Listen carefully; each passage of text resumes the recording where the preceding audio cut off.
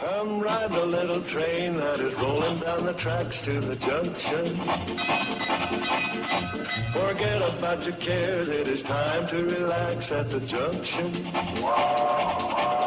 Lots of curves, you bet, and even more when you get to the junction. Petticoat Junction. There's a little hotel called the Shady Rest at the junction. Petticoat Junction. It is run by Kate. Come and be her guest at the junction. Petticoat Junction. And that's Uncle Joe. He's a moving kind of slow at the junction. Petticoat Junction.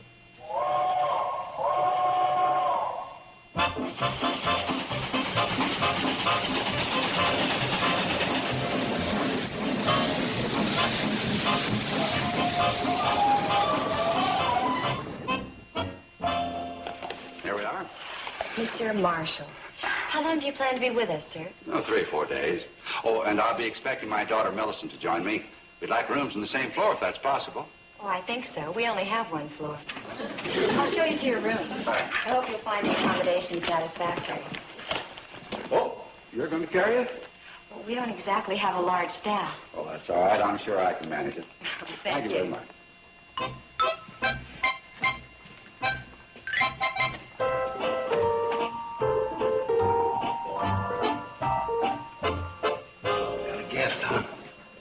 Uncle Joe, where were you? You could have carried a suitcase. Yeah, it was a pretty good time, wasn't it? I mean, oh, gosh, I was late. J.P. Marshall? Oh, no. What's the matter? You know who he is? He owns half the acreage between here and Crabwell Corners. Quick, get me a tray and a pitcher of ice water and a couple of glasses.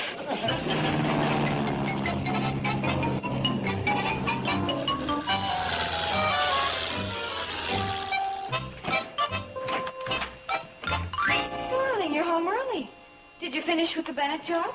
Yeah, I finished. Completely. Did you have a falling out with Mr. Bennett? Well, let's see. First, he made some mention of my antecedents. And then I made an excellent suggestion as to where he could take his business. And then, yeah, I guess you could say we had a falling out. Honey, I don't mean to interfere with your business, but, well, Mr. Bennett has been a good-paying customer. Well, honey, if you're suggesting that I become an apple polisher just to get a job, you can forget that right now. Okay. I guess that's why I went for you, because of your stubborn independence. Forget the stubborn independence. That's better. Besides, who needs old man Bennett? I figured up our accounts this morning, and we're $100 in the black. No kidding. Well, honey, I can't believe that. And with you handling the bookkeeping. I mean, you're so inexperienced in these sort of things. And we've already got money to the good? Here you are. Figures don't lie. I'll say they don't. Steve, the book. Oh. I've got everything listed. Light bill, gas, food, fuel, clothes, insurance. And then in this column, I've listed what we've taken in. Well, honey, that's beautiful. Well, let's celebrate. We'll fly up to Riverdale and have dinner at the lodge. I'm with you. We'll show them. As long as we've got each other, we're as independent as the 4th of July. I'll go get ready. Okay.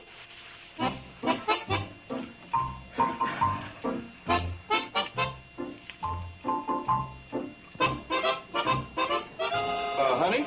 Yes, darling? I hate to bring this up, but where are the house payments? The what? The house payments. Shouldn't they be listed here? Well, darling, of course. Where? Silly under expenses. See, it's,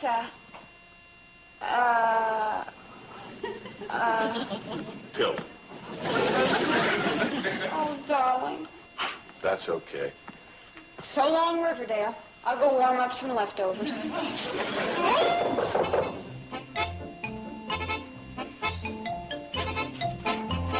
Special Shady Rest room service. Oh, fine. Here we are. Thank you, sir. All right.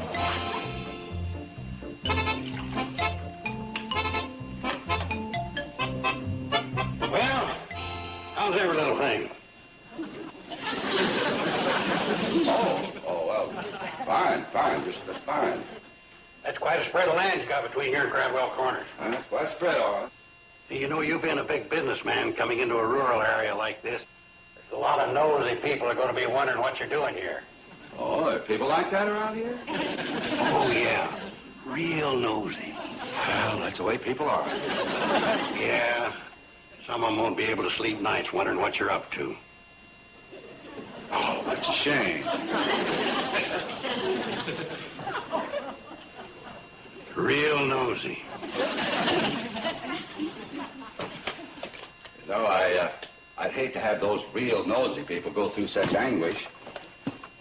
Maybe if I told you why I'm here, you'd pass the word along. Oh, it's no trouble at all. Be glad to. Well, I'm here to look after my crops, to make arrangements for future plantings, maintenance, crop dusting, and so forth. Crop dusting?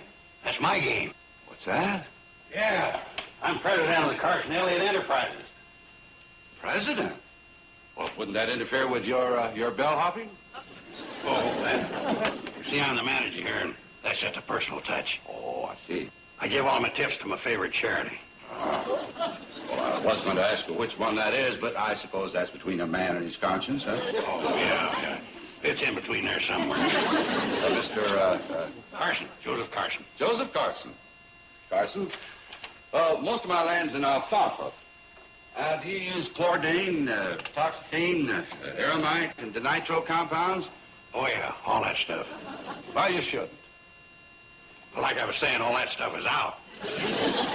Actually, my partner's in charge of that. Oh.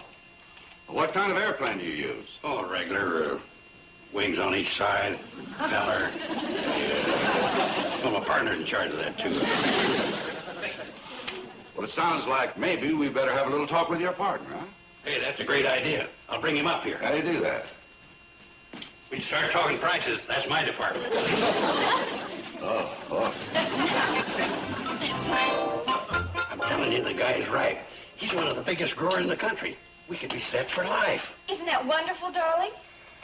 There's only one thing. Go on. Marshall's one of them self-made men, like me. He wants everything done his way, period. Another Bennett, huh? I suppose I have to give him the kid glove treatment. Be an apple polisher? Oh, no, you don't have to do that. Just agree with everything he says.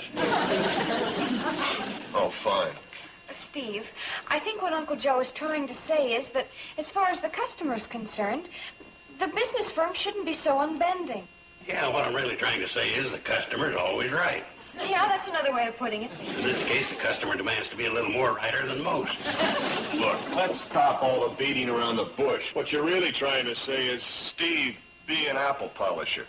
Boy, he has a neat knack for phrasing things. Isn't that right? Well, golly. All right. If it's an apple polisher you want, that's what you're going to get.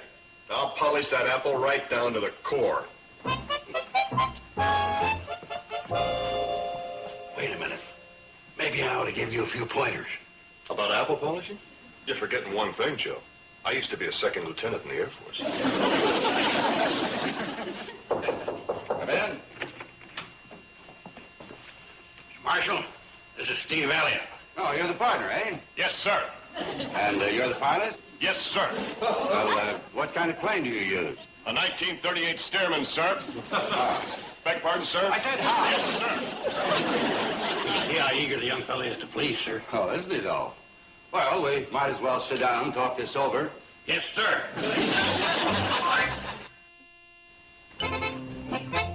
Anything you want to say to Mom? Just tell her we missed her and to hurry back. Billy Joe!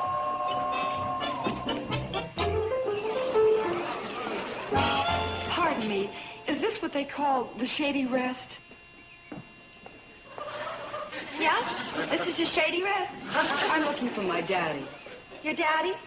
Yes, I'm Millicent Marshall. Oh, your daddy must be Mr. Marshall. Yes. He's upstairs. Won't you go in? All right. This is my sister, Billy Joe. Hello. How do you do?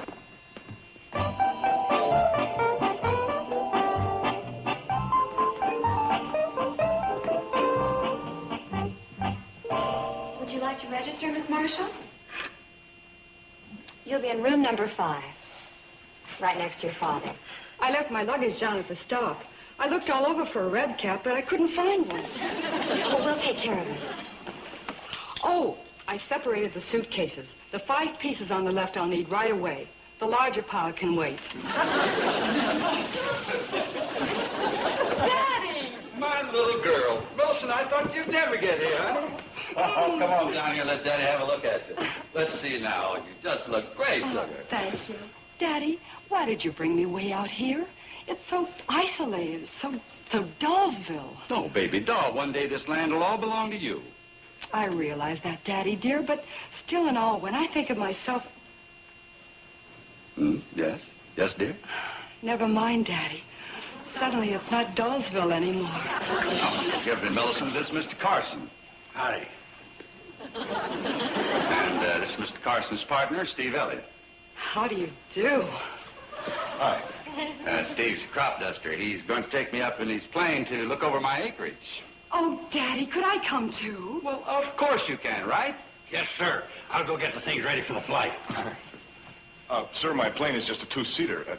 Oh, I'm sure Millicent will have no trouble in squeezing in. That's one of the things I do best.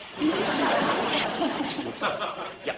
Well, surely we can work out something, boy.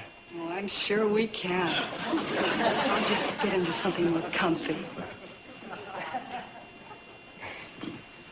I'll be right back. Well, sir, I'll be glad to show you around. Oh, fine, fine. What are we going to do about our suitcases? Do you think they'd be too heavy to carry to the top of the water tower? That's the way I feel. The water tower of all things. I think it'd be easier to dump them in Zippel's hog pond.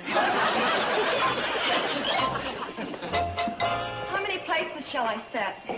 It all depends on that female barracuda. She's probably not hungry after eating Steve alive. You think she's kind of a menace?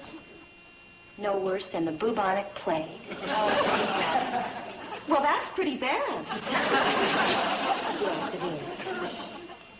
I wonder what Betty Jo is going to think. Hey, where is everybody? I don't know, but there she is. We may find out soon. Oh, my gosh. What are we going to say? Now, nothing if we can help it. It's strictly a matter between her and Steve. Right. Hi. You ought to see who Steve is with. Nothing. Mr. Marshall insisted that Steve fly them over his land. Steve really had nothing to do with it. I know. Poor darling. Actually, I forced him to. He does look good. You did? Mm-hmm. Well, I practically made him be an apple polisher. Do anything to get in good. Did he seem very unhappy when he left? Are you kidding? I mean, he was bearing up very well. Considering. Considering what? That he had to share a seat. I didn't say anything. Share a seat with whom? Well, you see, Mr. Marshall had his little girl with him. Oh, he shared it with her. That's nice. Steve's very fond of little girls, but I guess you've noticed that. We did this time. What is the little girl, 10? 12? 14? That's as far as I care to go. Try 38. 38? 38, 24, 34. You're kidding. Oh, please tell me you're kidding. Hey, everybody, we're back.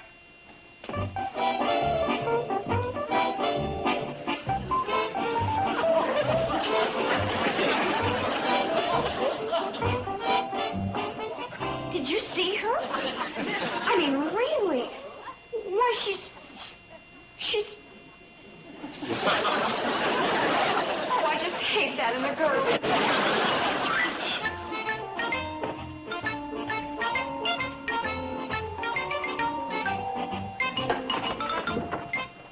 Hi, hon. Hi. Say, be a good kid and lay out a clean white shirt and my dark suit, will you? Important engagement? Well, in a way, I've got to fly the Marshalls up to Riverdale for dinner. Oh, good. Maybe we can eat at our favorite restaurant. Well, honey, I'm stuck with just taking the Marshalls. The Marshalls? Well, yeah, Mr. Marshall and his little girl. Little girl? Well, that's what he calls her, his little girl. Steve, I think you should know. I happened to see her. Not a little girl. Not a little girl. Well, anyway, I'm stuck with taking him up there. Stuck? You mean like a tight seating arrangement? Honey. Oh, why do they have to go there for dinner anyhow? Well, because they don't want to eat at the Shady Rest. Figures. Why do you have to be the one to fly them there? Mr. Marshall asked me. Well, just tell Mr. Marshall to forget it. Remember that you were the one that was all for the apple polishing. Yes, apple polishing, not tomato polishing. Well, I can forget the whole job if you want. Well, how can you forget it when you've already signed the contract? I haven't signed a contract yet. Oh. I could very easily say, Mr. Marshall, I'm sorry, but I won't be able to go to work for you. You do that. Because I have a very jealous wife who won't let me. How dare you! Don't say that!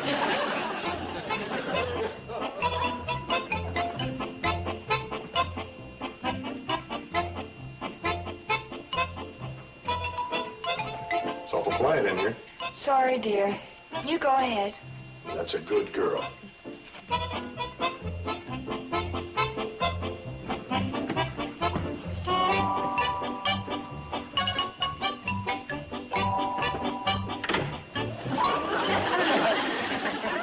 Hi, dear.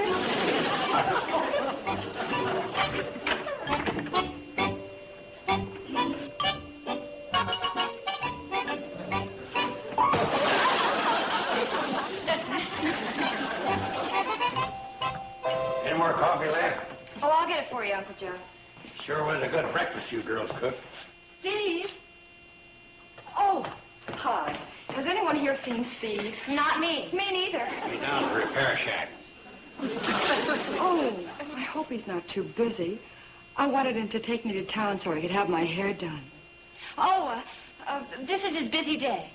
Very busy. Oh, dear. Kids, he ain't that busy. He can take time out any time to fly anywhere you want to go. Oh, that'd be wonderful. Hey, watch it, Billy Joe. Sorry. Would you mind telling him I'll be ready to leave in about an hour? I'll go right down there now and give him the word. You're an awfully sweet man.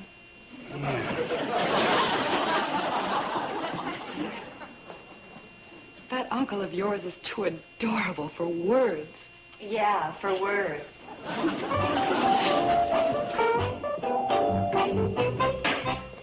Designing females. Yeah, and the designs are all over Steve. The billboard. Poor Betty Joe. Hi. Hi. We were just talking about you. Betty Joe. Golly, when people come in, you don't say, hi, we weren't just talking about you. That's okay. The way things are going now, what else would you be talking about? Have you seen my friend? Well, I guess we may as well tell you. She was just in here asking for Steve. She wants him to fly her into town so she can get her hair done. Oh, no. I've got to do something to combat this. We've got some glue and a bunch of feathers in the chicken coop. Trying to help. I think the only thing you can do is remind Steve that he's a married man. Yeah, he hasn't been married very long. Maybe he could use a reminder. Yeah.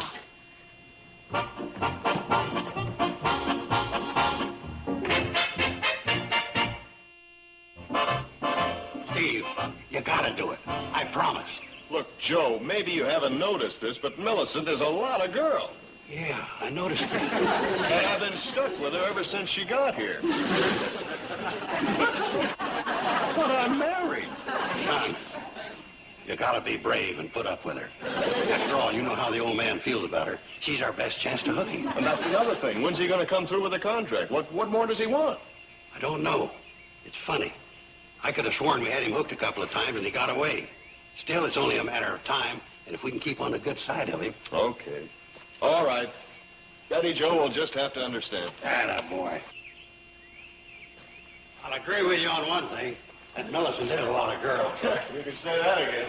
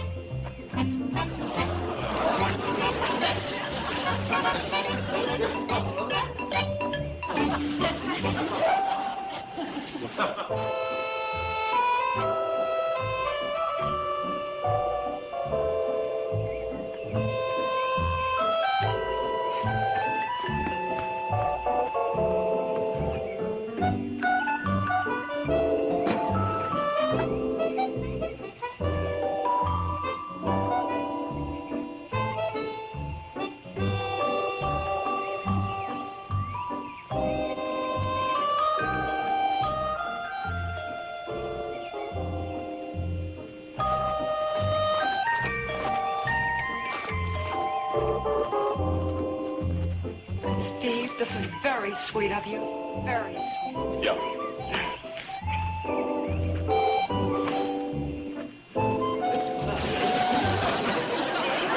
I'm waiting. Oh, well, not there. Sit here. Here. But we squeezed in here before without any problem. Yeah, but there's just the two of us now.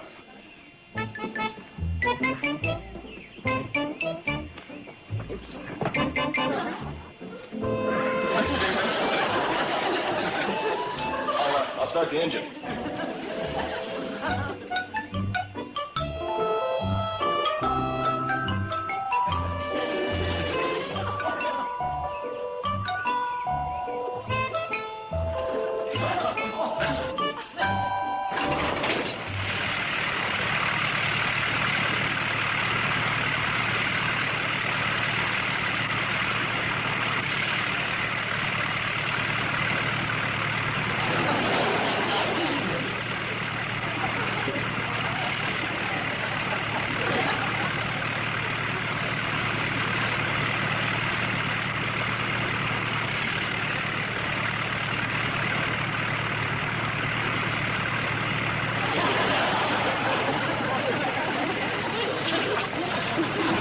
Looks like somebody's trying to tell you something. What was that? I said it looks like somebody's trying to tell you something. You're darn right someone's trying to tell me something. Steve? Come on. Steve? You said you'd take me into town. What'll Daddy say? Forget about Daddy. Now, come on. But, Steve, don't be mean to poor little Millicent. Look, I've got to get back to the hotel. Steve, what am I going to do about having my hair done? Send it up on the cannonball. Stephen!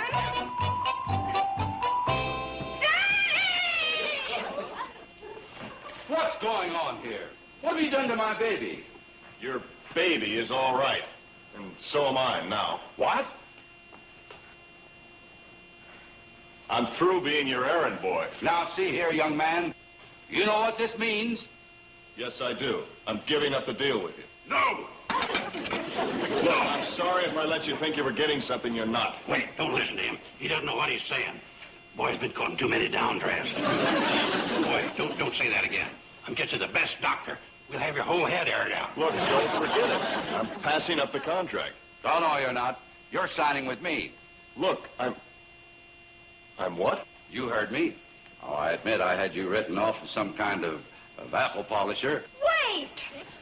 You can't talk to my husband like that. Honey, take it easy. I think our side is winning. Well, that's right. Now, as I was saying, I was afraid I wasn't getting a man, but some sort of jellyfish. And if you'd let yourself be pushed around just one more time, I'd have torn this up. But as it is, you look it over, son. You want any changes, go right ahead. Thank you, sir. Daddy, what are we going to do about my hair? Oh, sell it to the Beatles. Hey, Steve, I think there ought to be a clause in here that says, Steve. Steve. Same old story. Pilot fatigue.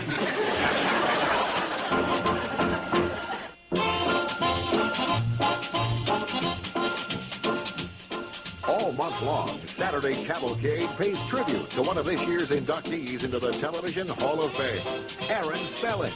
Tune in for some of Spelling's early and rare television work made decades before Beverly Hills 90210. This Saturday starting at 12 noon Eastern, 9 Pacific, only on TV Land. Now, stay tuned for That Girl, next on Nick at Night's TV Land. Petticoat Junction.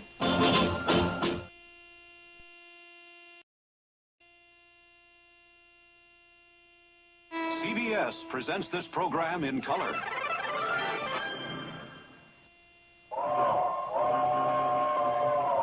Come ride the little train that is rolling down the tracks to the junction.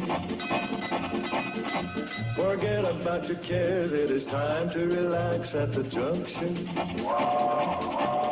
Lots of curves, you bet, and even more when you get to the junction. Petticoat Junction. There's a little hotel called the Shady Rest at the junction.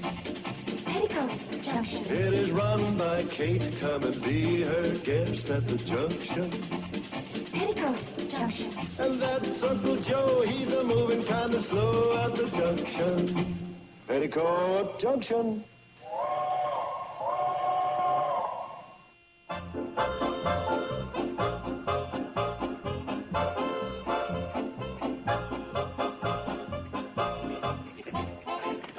All right, men. I want it loud and pretty. Let's hear it. A one, a two. Sweet and old time. Somebody goofed. Who is it? Okay, we'll just have to dig out the one responsible. Floyd, you sit this one out. All right, you ready? A one, a two. Sweet and old time. Ain't you, Floyd? Newt, you sit this one out.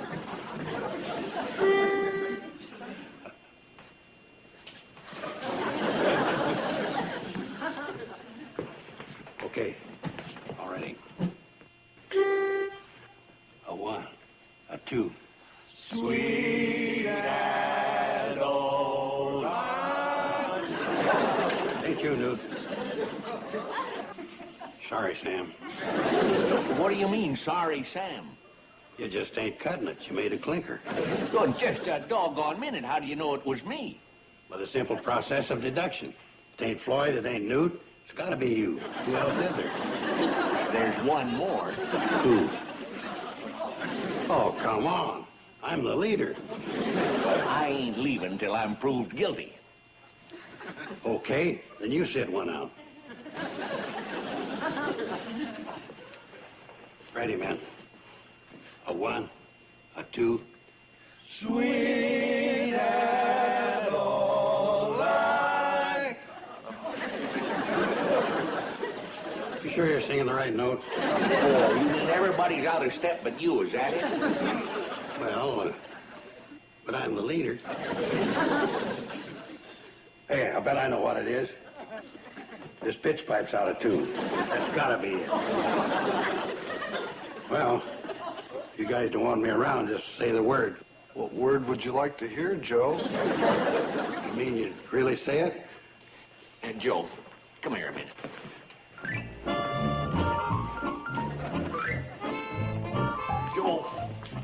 Joe, a thing like this ain't easy to do, believe me. Hey, huh? You know, but it's the good of the group as opposed to the individual. You know, there's tough competition in this winter festival, Joe. There's Mac and Doris Spock and their musical spoons. They got a large following. And then there's the Winkleman brothers and their guitars. They've added a medley of Latin rhythms, and you know how showy that is. And then, of course, there's Bremer Camp's bell ringers. Need I say more? They'd have won last year if they'd dinged instead of donged on that final note. Sir Joe, with competition like this, we gotta be at our peak or we might as well fold. That's sort of a defeatist attitude. No, it's facing fact is all. But don't worry, Joe. I'm behind you. Your best friend. If you want to stay, I say you stay. If anybody wants to make something of it, let them try. Why, Sam. No, I mean it. You're my friend. And I'm with you, right or wrong. Well, thanks, Sam. But what if I did drop out? Who could they get to replace me? Yeah, that'd be a problem, all right. I'm a guy that's practically irreplaceable. Right. So I'll tell you what I'll do. I'll drop out. Yes. I'll drop out. And if you don't get somebody to fill my shoes, back in I'll come. Joe, that's real team spirit. Wait till I tell the fellas the good news. I mean, the news. Ben, hear this. Our pal Joe Carson has agreed to step aside so as we can get us a good baritone. I mean another baritone. Of course, that's saying we'll be able to get one. A good man is hard to find, eh, Joe? You ain't kidding. That's why I'm standing by, so as you boys won't be left out on a limb. Let's hear it for good old Joe. Hip, hip, hooray! Hip, hip, hooray! Hip, hip, hooray! Hey, what are we cheering for? Joe just left the quartet. We're looking for a singer. I'm a singer. Hey, there we are, Sam. Yeah. Oh, come on. Him replace me? That's like putting the bad boy in for Willie Mays. Well, now we gotta explore every possibility. Hey, Grandma, we can't dance on Start right into singing.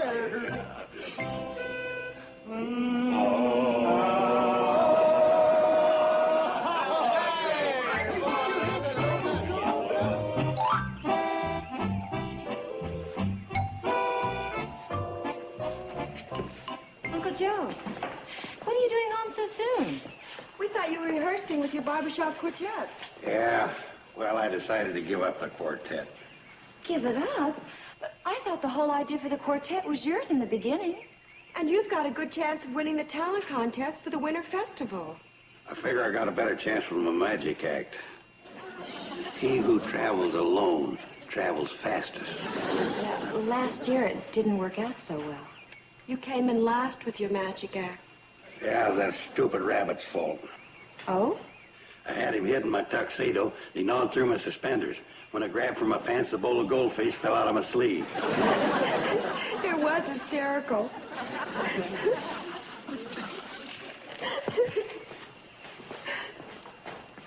It wasn't meant to be. I guess I shouldn't have laughed. I guess you shouldn't have.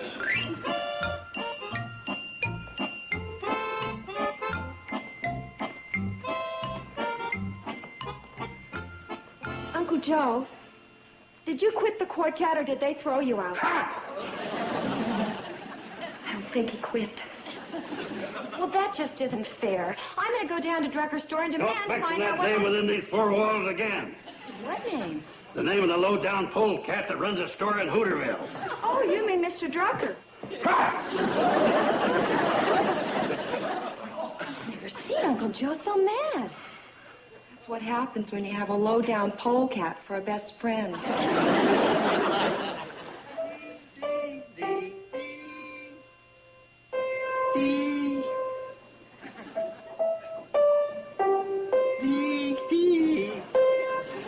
Gotta be the piano.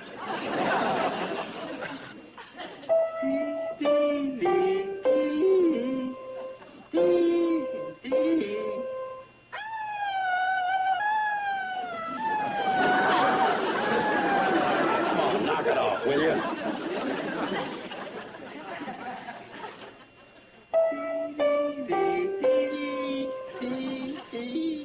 I hate to say it, but I think that polecat was right.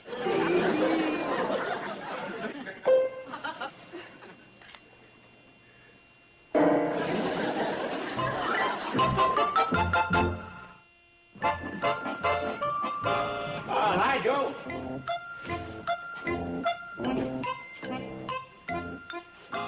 What's all this? I'm bringing back everything I ever borrowed from you. You trying to tell me our friendship is over? That's what I'm trying to tell you. Oh, come on, Joe. We've had differences before, but they've always blown over. Not this time. Kicking me out of the quartet and having Grandpa Jensen standing by to come in. Of all the replacements, old Grandpa Jensen. Why didn't you get Fred Zippel's pig, Arnold? Well, we thought of that. What? The straw hat wouldn't fit him. There's your fish jacket. Your fishing boots. What about my fishing creel? If I get mad enough, I might return that, too. About time you were getting some of this stuff back to me. It's all yours. And now to make the split clean, I'd like everything back that you borrowed from me. Everything? Yes, everything.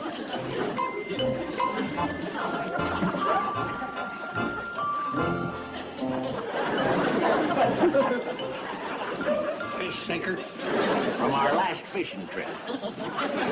And I'd appreciate it if you'd tear up the IOU I gave you for it.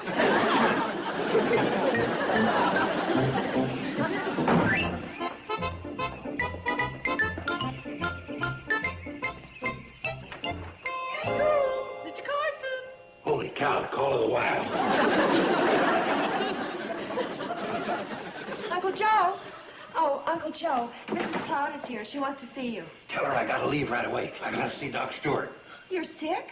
When did this come on? As soon as I heard her call. Oh, pretty dazzling footwork, huh? Yeah, that's pretty good for no. Hi, Selma. How do you do? I would like to talk to you privately. Privately? Yes, in the other room. I yell for help, you come running.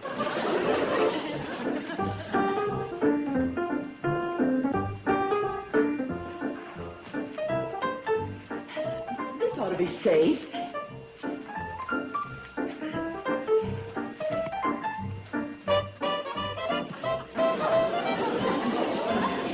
Mr. Carson, I understand that you are no longer with the barbershop quartet. Well, when I heard Andy Williams and Robert Goulet couldn't make it, I dropped out.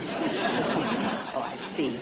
Well, it just so happens, Mr. Carson, that I am chairman of the judging committee for the Winter Festival, and I'd like to have you for a judge.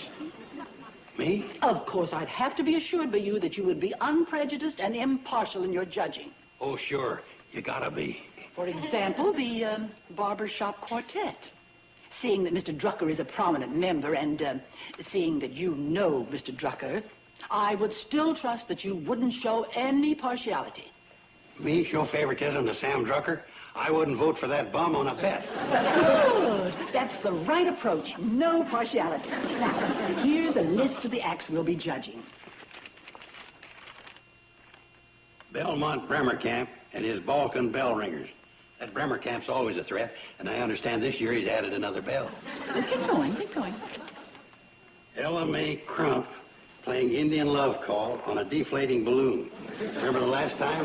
No. She had gas in the balloon, and before her number was over, the entire audience was asleep. Go on, go on. Hooterville's own barbershop quartet. Now, you can cross them out right now. They're eliminated. Continue. Henrietta Plout and her theremin. What does she do, ride it around on the stage? That's her instrument. Oh, she makes such lovely, ethereal music. Oh, it's out of this world. How come your daughter can even enter the contest? Well, why not? You're head of the judging committee. Beautiful arrangement, isn't it? Oh, not that I would show favoritism. No, of course not. And I wouldn't want you to show any favoritism either, Mr. Carson. In spite of the fact that I'm considering employing the Carson Elliott Enterprises to crop dust my acreage in Crabwell Corners. I guarantee you we'll do a good job. When will you know when you want us to start work? Right after the contest. Toodle-doo. So long.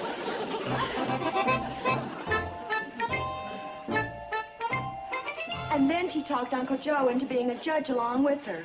And I guess you know where that leaves Mr. Drucker in the quartet, considering the way Uncle Joe feels. Well, what do you expect me to do? Not you, Steve. He's his partner, and he should have his interest at heart. Well, you know Steve and I like to stay out of things like this. Did it ever occur to you what might happen? Henrietta Plout could win with her theremin. And have you heard her play that thing? Well, she makes a dentist drill sound good. Yeah. Okay. We'll think of something.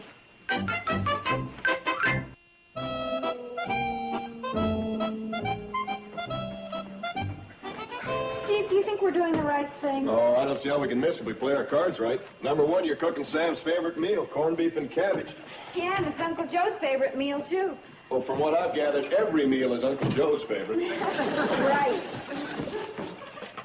Steve?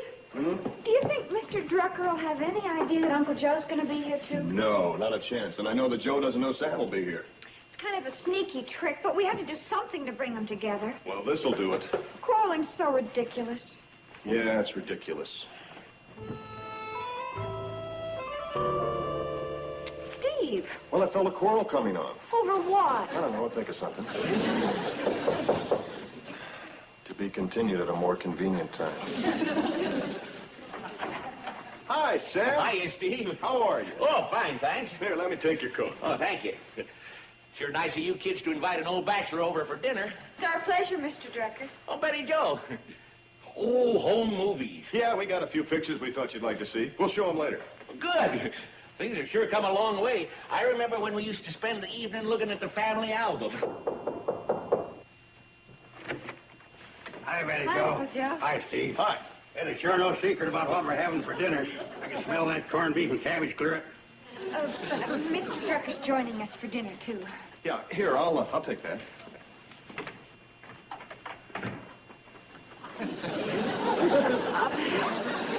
It certainly is brisk this evening, isn't it?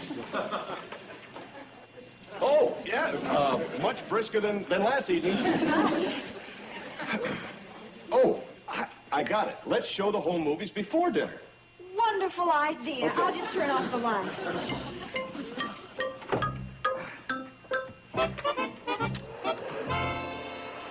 Well. Now look what we have here. Two old friends at a party. At the party, the night before these two old friends left on their wonderful trip to Topeka. Right, Uncle Joe? You're right about that going away stuff. But it's for a wonderful time. I never was more miserable in my whole life. And that goes for me, too. Now, wait a minute. Now, I thought you guys had a good time. Well, we would have had. He tried to steal this widow from me that I met in the lobby of the hotel. I stole her from you. You stole her from me. Oh, yeah? I saw her first. You did not. I met her at the gumball machine long before you ever saw her. Not only that, she was into me for 3 gumballs. Well, what finally happened? Oh, that was the topper of all time. While he and I are arguing, she runs off with this hayseed from Mason City. Learned later she owned a sleeve holder factory in Dubuque, all free and clear. Well, why don't we just continue the movies? Yeah.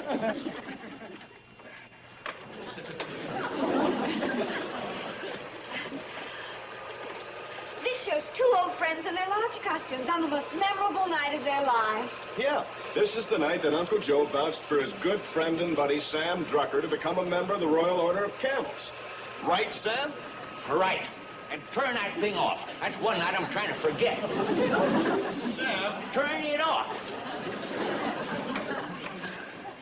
Mr. Drucker, isn't it true that in order to join the lodge, a loyal and trusted friend has to vouch for you? And that friend was Uncle Joe. Yeah, that's right. If he just vouched for me and let it go at that, it would have been okay. But no, he insists on carrying a ceremonial candle. What happened?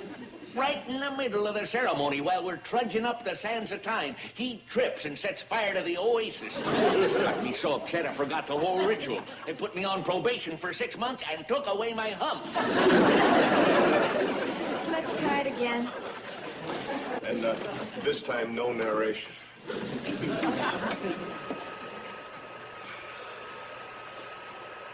Hey, there we are fishing together on Crystal Lake. Yeah, that was quite a day. I think we finally hit on a happy one. Yeah, maybe this will do it. Hey, that was the day of the fishing derby, wasn't it? Didn't you win that one? No, I think you want a joke. Hey, I'm wearing my lucky hat with my double dazzler spoon sticking on it. Yeah, that's the one that always hooked the big one. Yeah. Wonder whatever happened to that spoon. That's what happened. That's what happened to it. What are you laughing about, you clumsy ox?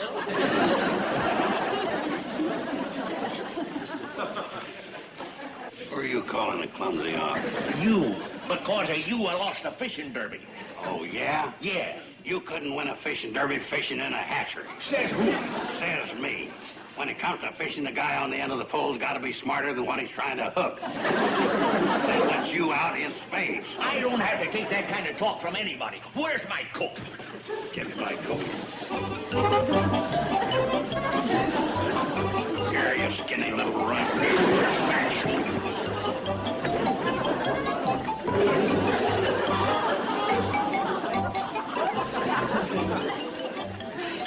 I guess we didn't quite patch things up. No, not quite.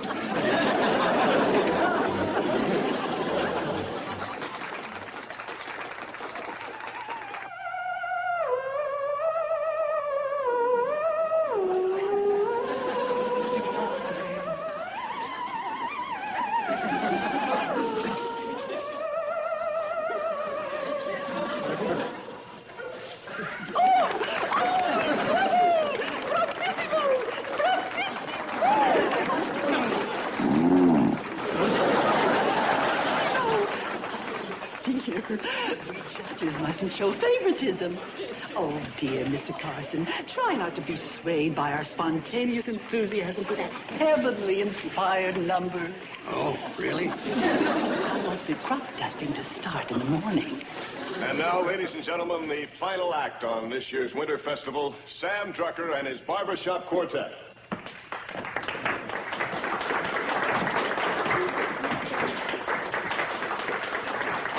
I think I'll go and get me a drink of water during this stage wait. You have to hear them out. Now, be fair. Besides, it's a rule.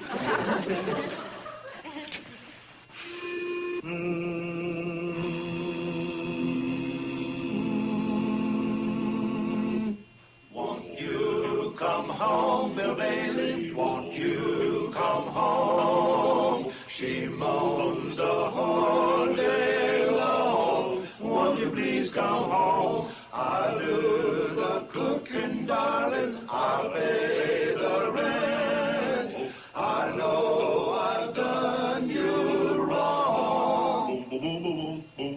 Remember that rainy evening I drove you out with nothing but a fine tooth comb. Please come home. I know I'm to blame. Well, ain't that a shame?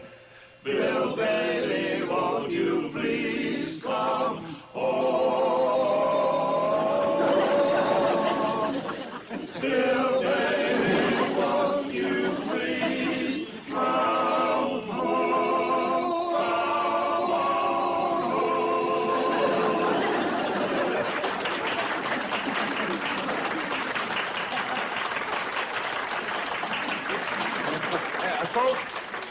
Folks, I'd just like to say that, speaking for the boys and me, this ain't really the Sam Drucker Barbershop Quartet. The name rightly belongs to the man who founded it, worked with it, and then nobly stepped aside.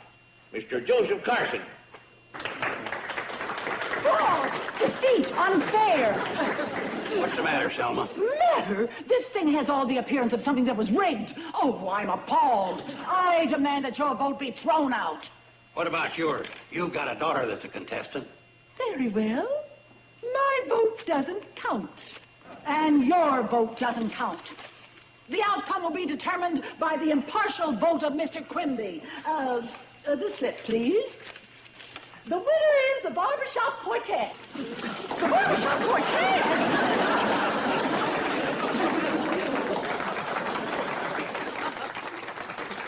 No, you told me to vote for somebody else just to make it look good.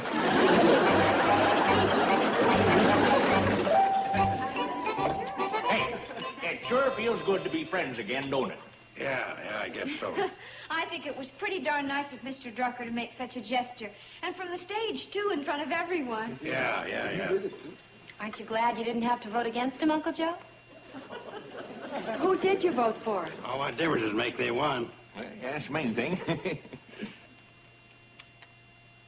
Sam Drucker's Barbershop Quartet. So, sue me. I couldn't spell Henrietta. For he's a jolly good fellow, for he's a jolly good fellow, for he's a jolly good fellow, which nobody can deny. Which nobody can deny.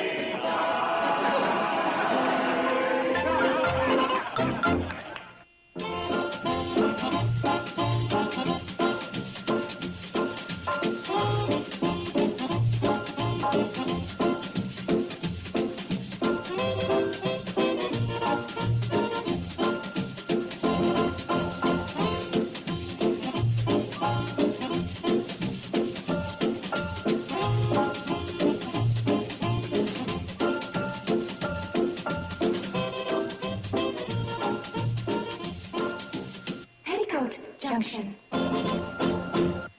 This has been a Filmways presentation. Come ride the little train that is rolling down the tracks to the junction. Forget about your cares, it is time to relax at the junction. Lots of curves, you bet, and even more when you get to the junction. Petticoat Junction. There's a little hotel called the Shady Rest at the junction. Petticoat Junction. It is run by Kate. Come and be her guest at the junction. Petticoat Junction. And that's Uncle Joe. He's a moving kind of slow at the junction. Petticoat Junction.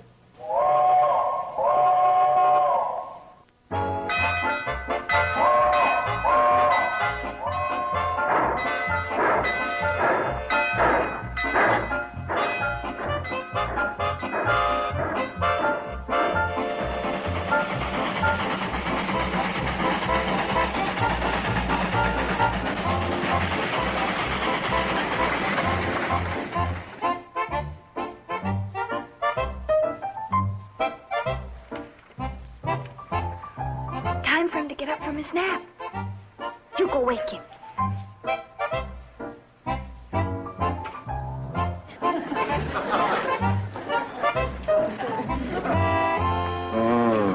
Darling, your kisses are getting better every day.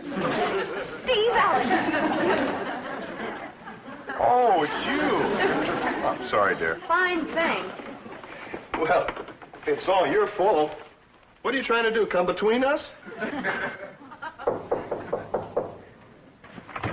Hi, honey. Hi, hello, Steve. Hi. Oh, so there you are. We've been looking all over for you. He showed up here right after breakfast. Well, this is the longest he's ever been gone. We were starting to get worried. I'm sorry. I should have sent him home. Oh, no, honey. That's all right, as long as we know where he is. Oh, see all the trouble you caused? Yeah. Next time you go visiting, you tell people, okay? Honey, I'm going to get my plane geared up for tomorrow. I'll see you later. Close your eyes.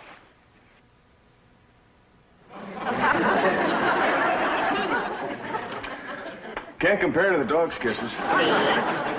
See you later. Bye, Miss Ray. Bye, Steve. Home wrecker.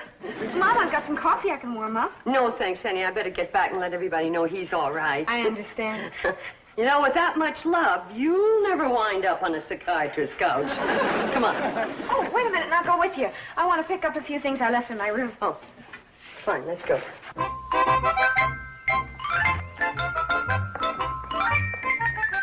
Any sign of him? Not a one. Where could he be? I wish I knew. Maybe Uncle Joe had some luck. Maybe he...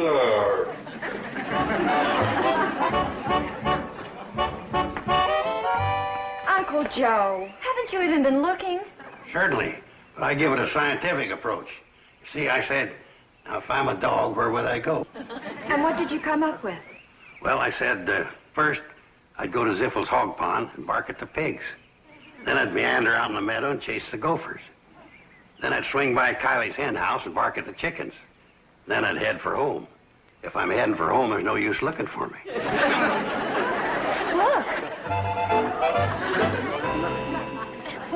Well, what do you know? Here I am, right on schedule. I suppose you want something to eat. Come on.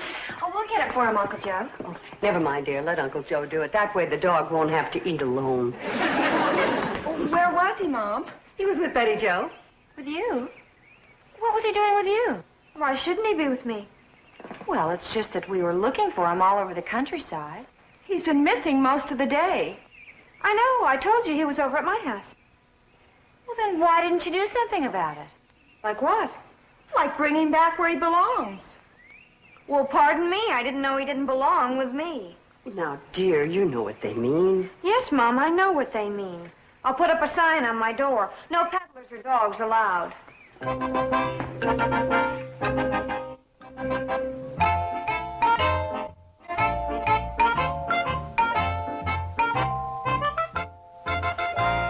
Well, 3 cheers for me. You cleaned your plate. Yeah. Boy, was I starved. Honey. I'm only kidding. It was really good. What'd you do? Finally get around to reading the book? Keep going. You're about 2 seconds away from a lap full of coffee. Makeup time.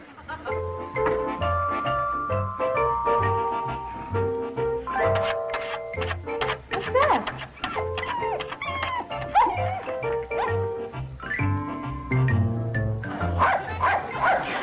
No, we've got company again. What are you doing over here? Well, he must have heard your cooking improved. You naughty boy. You shouldn't be here. Oh, honey, he just wants to come visit us. I know, but I told you about this afternoon when my sisters got so upset. They acted as if I'd kidnapped him. Here, dog. Here, dog. Here, boy. Here, dog. Come on, fella, get your dinner. Here, dog. Here, boy.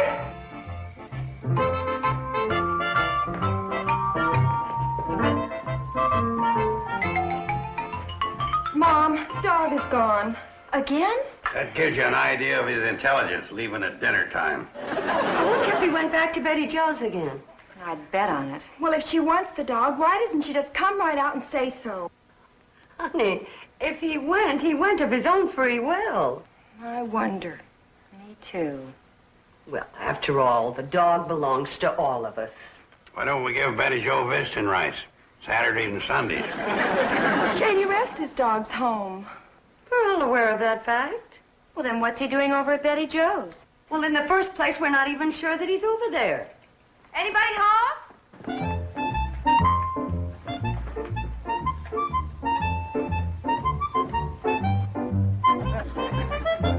Well, here's your wayward little friend. He paid us another unscheduled visit. What did you do? Leave a trail of gravy from our house to your house?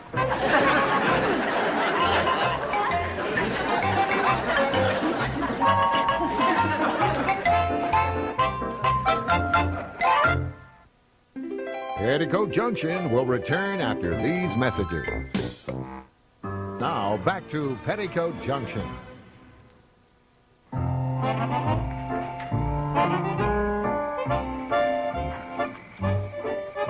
Well, this is one way to forget an argument. Have a lovely walk home.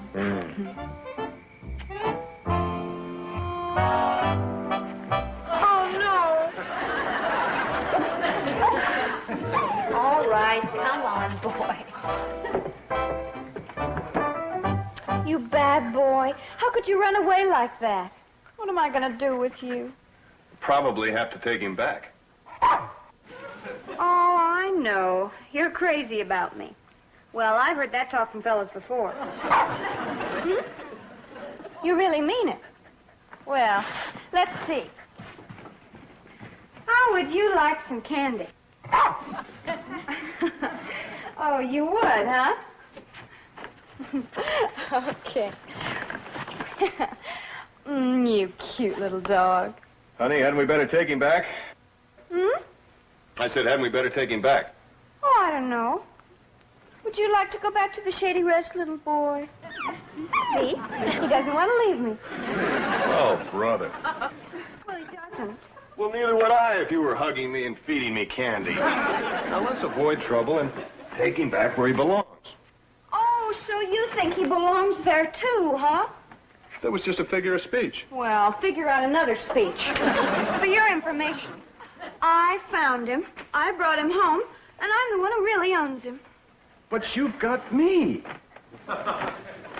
All right, so I can't wag my tail, but I'll lick your face if you want. Very funny. Oh, honey, come on. Let's not make a big thing out of this. Now, they feel the dog belongs to them. Let's let them have their way. Why make waves just because... No, just because I'm right. No. Well, I mean, what difference does it make who's right?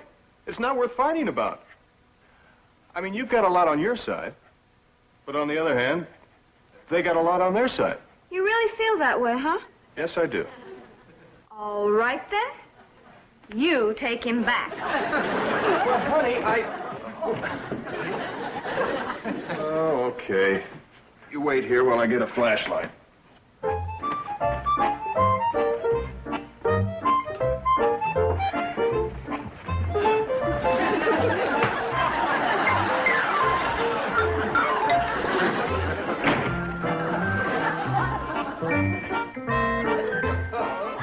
doesn't make up for it.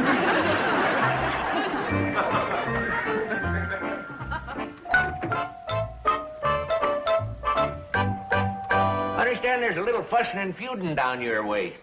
Yes, the girl's quarreling over that four-footed flea trap. Yeah?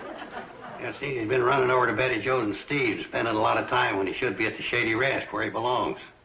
Oh, well, that last part, that's strictly Bobby Joe and Billy Joe's opinion, right? Of course, that is where he belongs. I mean, that's his home. Well, now... My attitude's been to stay away from it, strictly hands off. Yeah, you're probably right. Yeah, besides, the dog's back home now. So why make a big thing out of it? Just let it blow over. Right. Or, as they say, let sleeping dogs lie. Sorry they ever said it. I'm an Italy Joe, just a little repartee. Come on, it's your move. Of course, I can see Betty Jo's side of it. What side? I mean, after all, she's got a point. Oh, Come on, Sam, will you move? Well, it's her dog. It's our dog, and it belongs at our place. Now move. Joe, I don't see where you get off saying that. Move? No, I mean about the dog. I can remember just like it was yesterday, when that little mutt followed her all the way home from school. Yes, and will you recall what home he followed her to? The Shady Rest, where he's been mooching for years. Well, he ain't the only one. You gonna play checkers, or are you building up for a punch in the nose? Joe, all I'm saying is I'm kind of partial to Betty Joe, and I want to see her get what's coming to her. You're going to get what's coming to you if you don't butt out of other people's business. Who's going to give it to me?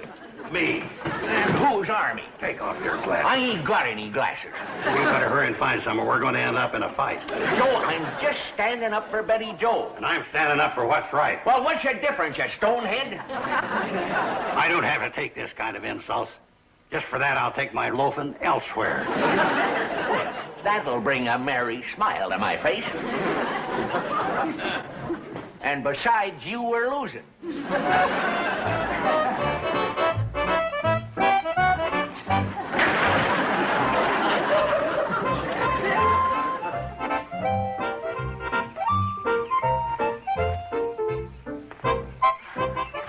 Well, what do we have here? Hi. Mrs. Elliott, I'd like to have you meet Mademoiselle Colette. Charmed, I'm sure. And to what do we owe the pleasure of this visit, mademoiselle? Well, tell her it's not exactly a visit. Oh, then what is it?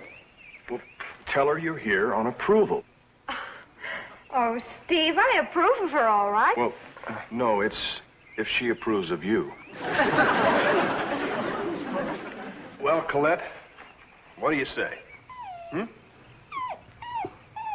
Well, yeah, she's a redhead, all right, but... Temper? Oh, heavens, no. Sweetest disposition you'd ever want to see. Honest. Well, now, what do you mean you don't believe me?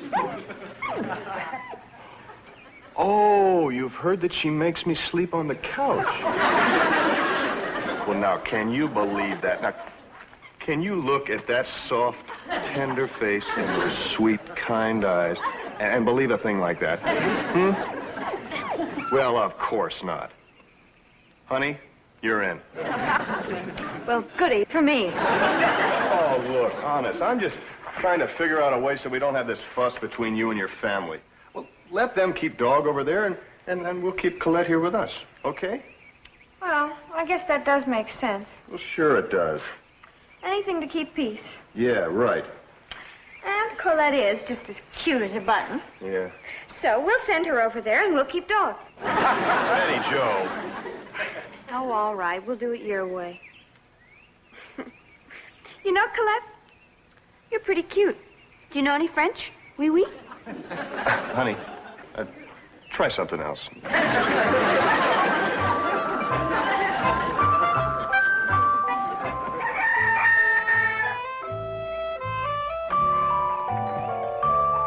Bye, darling. Goodbye, dear.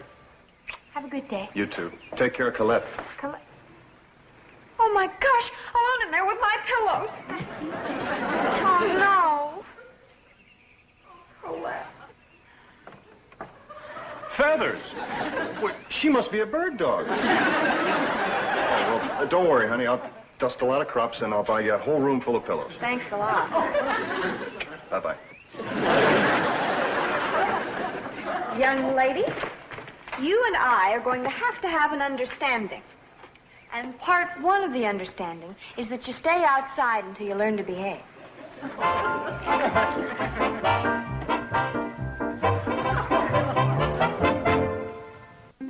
Petticoat Junction will return after these messages. There you are, boy. Nice and fresh. Boy, he sure was thirsty. Mm-hmm. He's certainly been getting a lot of attention lately. Well, naturally, Mom. We love him. Don't we, Bobby Joe? Well, Mom thinks we've been paying the dog a lot of attention lately, and I was just explaining it's because we love him, right? Yeah, and we don't want him to run away anymore. The truth is, Mom, we're sorry about our spat with Betty Joe. Aren't we, Bobby Joe? She's our sister, and we love her. Don't we, Bobby Joe? And everything is fine now.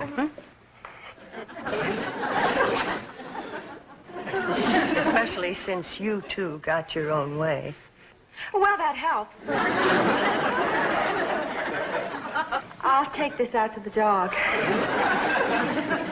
You know, of course, I have been pretty upset about this whole situation, quarreling between sisters, and over such a silly thing like a dog staying overnight. You ought to be ashamed. Yeah, your mother's right. There's too much bickering in the world. Everybody's hot at everybody else. I'd like to see an end to it. Including you and Sam Drucker? Oh, well, that's sorehead. Nobody can get along with him. It's all Sam's fault. Which is why you started the fight. Well, I can't stand a know-it-all, especially when I know I'm right. Mom, dog is gone. Gone? He was right there, drinking. Well, did you look around the side? Both sides. That dog's not too bright running out on a soup bone. Is there any meat left on that? It doesn't take a genius to figure out where he is. You don't mean... Where else?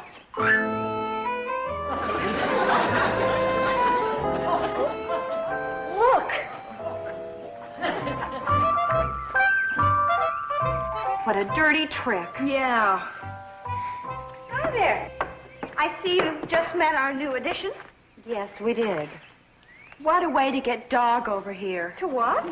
Oh, come on now, Betty Joe. Let's not pretend. Pretend? You knew he'd come running after a cute little lady dog. I knew nothing of the sort. Oh, I suppose you just happened to have this alluring female here? No, I did not just happen to have her here. I'll bet you didn't. As a matter of fact... Well, go on. No, I don't think you're entitled to an explanation. We have our explanation. Yeah. Why didn't you just set a trap? Promise him anything, but give him a poodle. For your information, I don't have to promise Dog anything. He just happens to like me best. Oh, sure. Well, he does. We'll see about that. Here, boys. Here, boys. Here, Dog. Here, boy. Here, Dog. Come here, fella. Come here, fella. Mom, did Dog come back here? Oh, no. He's run away. I knew it. Oh, this is awful. Well, now, wait a minute. Are you sure? Positive. The three of us were standing there arguing, and first thing we knew, he just disappeared. Sounds like the dog has a lot more sense than you do. We know, Mom. We know. We just have to find him. Well, let's see. If I was a dog, well, I'll have to work on it. Oh, not that way. Come on.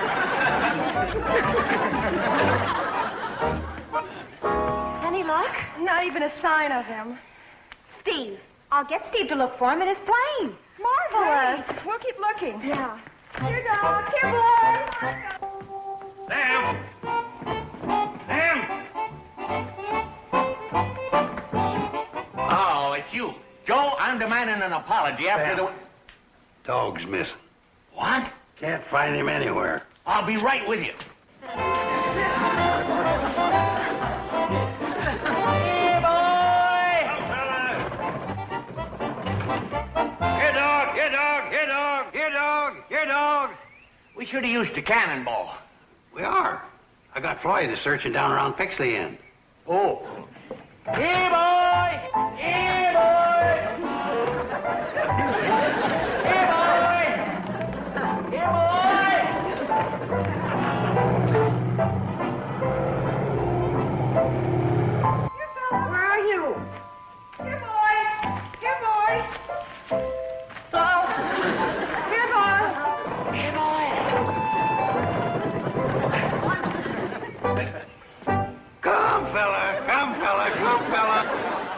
Maybe if you tried whistling.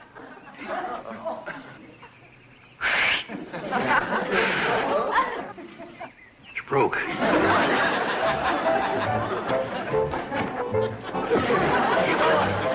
on, come on.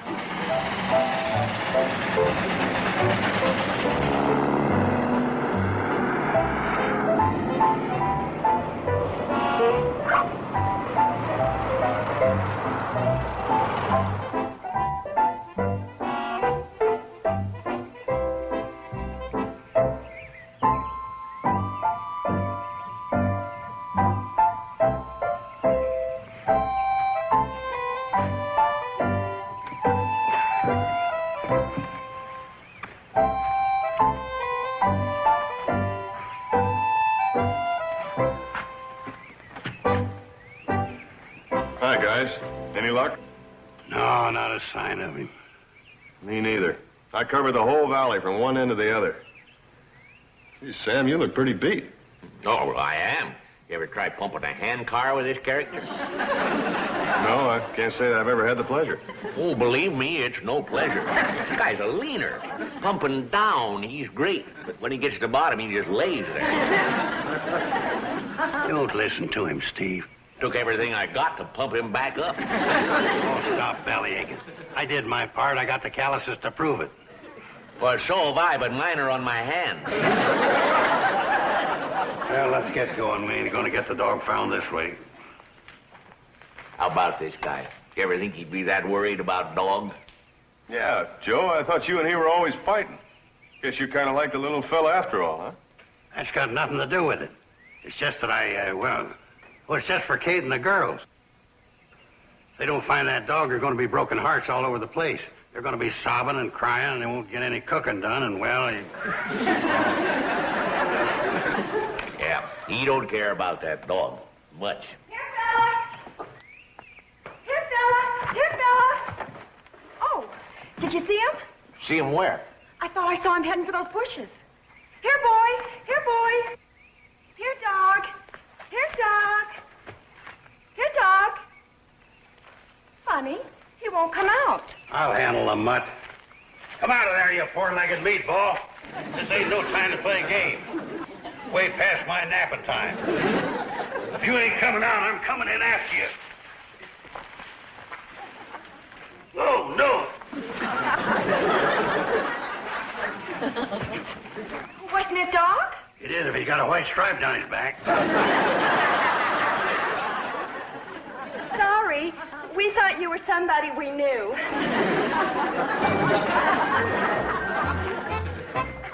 Paw prints. Billy Joe! Look, paw prints. The old caber we used to play when we were kids.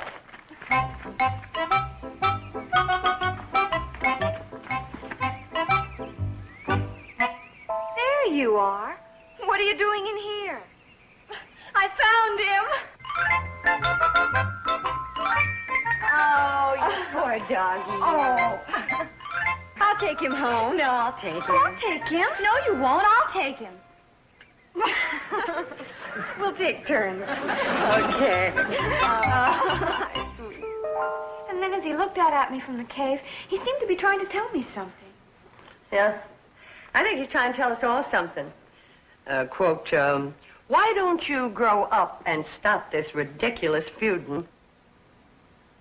Right? Hi. Hi, Steve. Oh, look at that darling. Hi, Steve.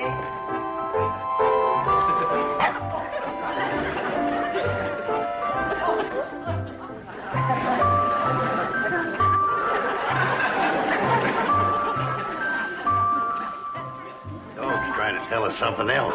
Yeah, he's trying to tell us there's nothing like a dame.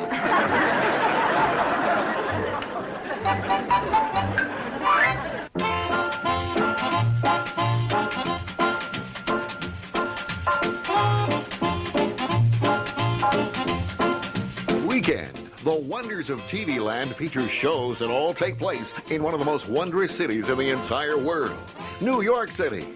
Tune in for a good, weird, and wonderful slice of the Big Apple this Saturday and Sunday on The Wonders of TV Land, made in New York. Now, stay tuned for Mr. Ed, next on Nick at Night's TV Land. Petticoat Junction.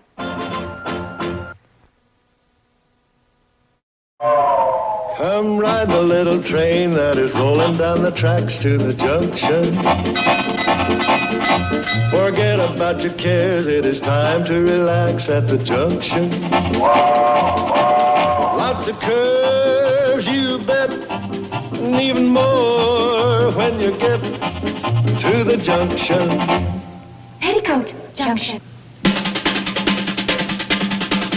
There's a little hotel called the Shady Rest at the junction. Petticoat Junction. It is run by Kate. Come and be her guest at the junction.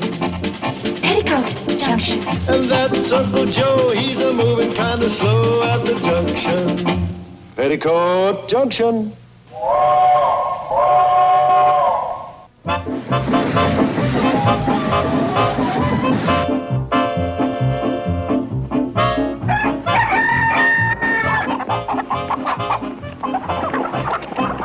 Five eggs.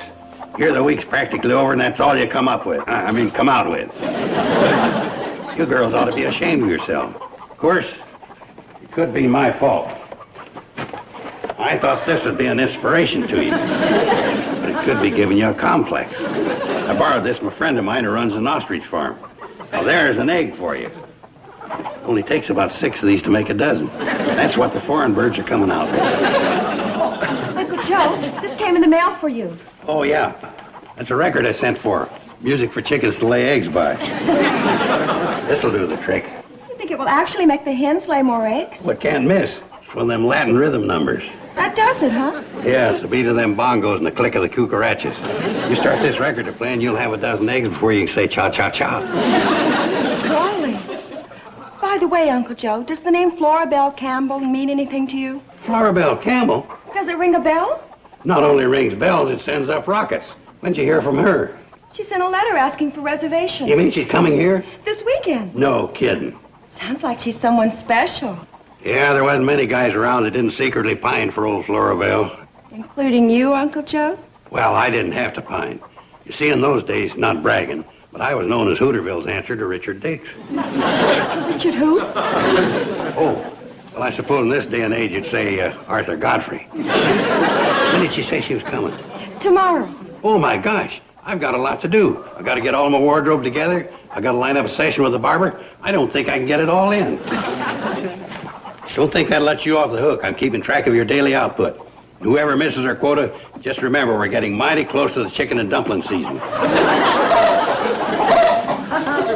Okay, Gertrude, knock it off.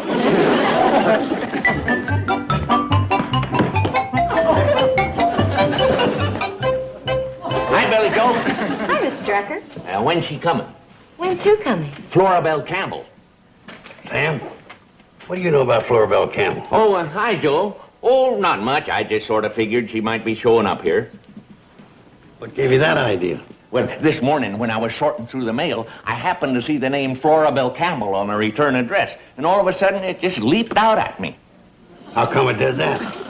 Well, Joe, when a name out of the past, especially when she's an old flame, hits you in the eye, you're going to sit up and take notice.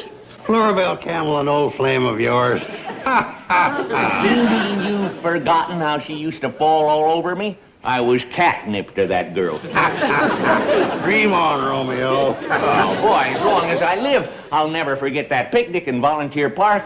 After she cheered me on the victory in the peanut race, I took her up to Observation Point. Hey, I had her in stitches. She thought I was the funniest thing since Cohen on the telephone. Some lover. Take a girl up to Observation Point and tell her jokes. Well, she wanted to smooch, but after the peanut race, my nose was too tender for the task. Well, you may have taken her to Observation Point, but I'm the one that was on the Ferris wheel with her. Oh, sure. Yeah, but don't you remember? The Ferris wheel blew a fuse. We were stuck at the top for 2 hours. I suppose you're trying to tell me you got in a little kissing. A little kissing? I couldn't play my cornet for a week. Oh, sorry, girls. Oh, that's okay. Sounds like there's going to be quite a rivalry when Miss Campbell gets here. No, all that's a thing of the past for me. Through with all that foolishness. Right, Sam? Oh, yeah. Once the old torch flickers out, a fellow might just well forget it. I'm with you. Oh, if I'd happen to run into her, I'd politely tip my hat, give her a howdy-do, and go on my way. Well, yeah, right. There's no sense getting involved. Well, that's all I rushed down here to... that's all I just happened to drop in to find out about. I'll see you.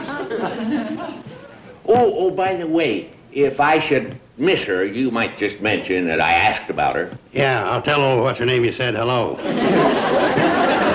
Golly, Uncle Joe, does this mean you're really not interested in Miss Campbell after all? You are young.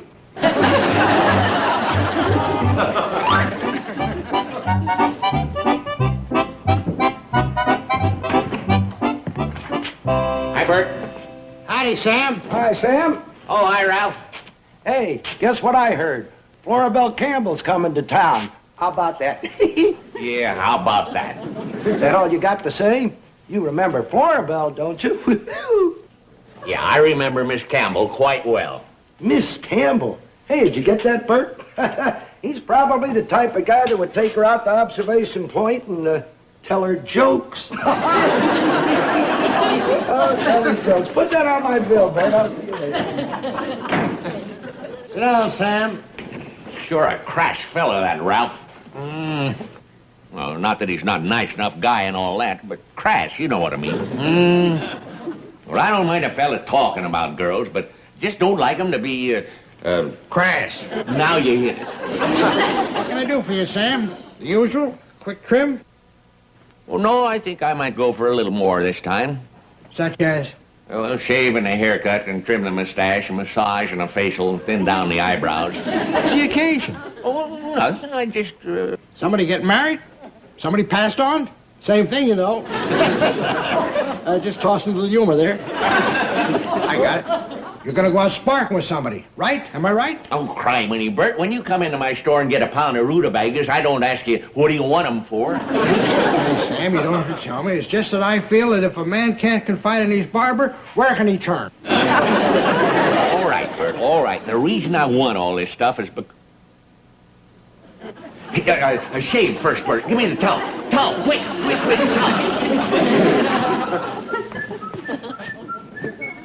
Hi, Bert. Hi, Joe. Well, see, you got a customer. No, sit right here. You know what we say at Bert's, 2 chairs, no waiting. But there's only one of you. Well, that's all right. I can work from one to the other. You see, while I'm steaming, sir, I can get started on you. Now, what'll it be? Well, give me a shave and a haircut for starters. For starters? Then you can give me some of that, and that, and that. Better yet, just hit me with anything that smells. What's the occasion? Oh, I don't mind telling you, I guess. Little gal coming to town that's mighty sweet on yours truly. It wouldn't be Florabelle Campbell, would it? How'd you know? Oh, word's going around. So she's coming to see you, huh? Well, she didn't say so in so many words, but it's pretty obvious. Oh, don't mention this to Sam Drucker if he should happen to drop in, which I doubt. I think he cuts his own hair, and he should ever sprout through that melon of his. Joe, the fact of the matter is...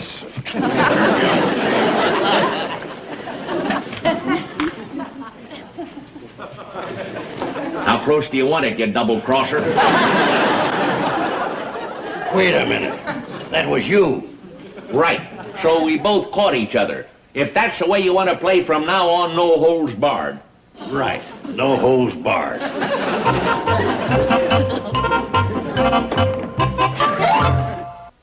Petticoat Junction will return after these messages.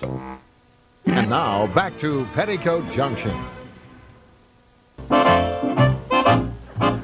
Sam, ain't you got a store to run? Oh, yeah, I do, but for an important occasion like this, I got Eb to run it for me. Hey, there's a cannonball now. Yeah, that's her. Well, of all the dirty, low-down tricks, going to greet her with a box of candy. Lucky I had this. Wasn't that the cannonball, Uncle Joe? Yep, that was her. Well, go down and help you greet Miss Campbell? Sure. You come along with me and I'll show you how a champ operates.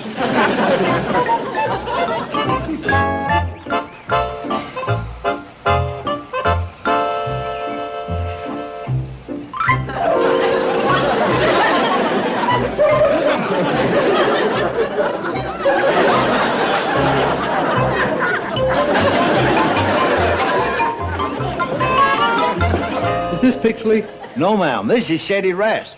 Well, I'm not getting off here. I am. Pardon me, please.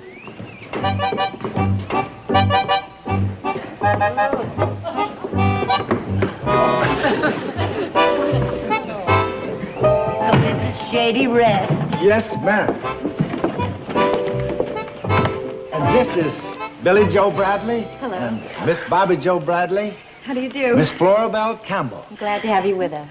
Oh, thank you. My, you're awfully pretty for a couple of Joes. Thank you. Now, you're not going to take that luggage. Oh, allow me.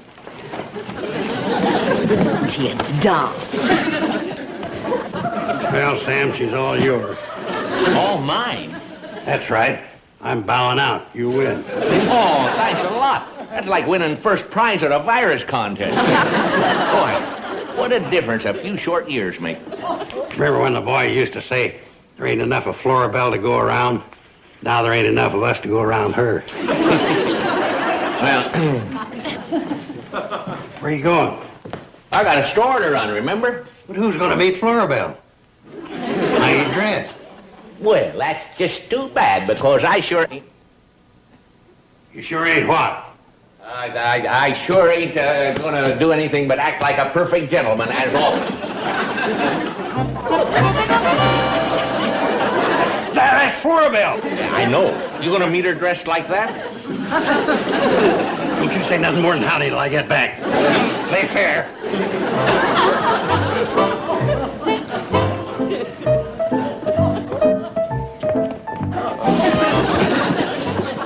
Surprise. Sweets for the sweet. Thank you. Oh, and these two, of course.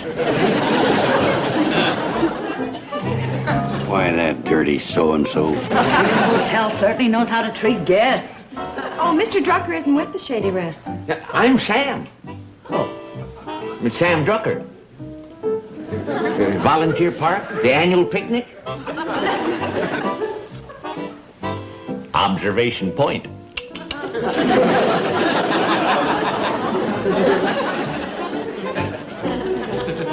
That poor goofball, she don't even remember him. How are you, Florabelle? See, you got my flowers. Oh, yes. Thank you. They're lovely, Mr. Joe. Joe. Joe Carson. Volunteer Park. Picnic. The, Ferris wheel.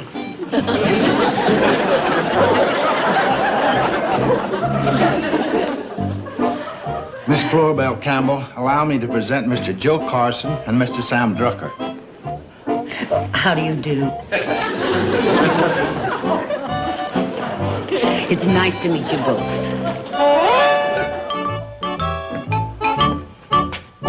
Hi, Bert. Hey, Sam. Bert, I just came to bring back this rosewater and bay rum. There's something wrong with him? Oh, no. Just I won't be needing them, that's all. What happened, Sam? Did you strike out with Florabelle? Never you mind. Oh, you did, didn't you? Well, I could have told you that. She probably didn't even recognize you.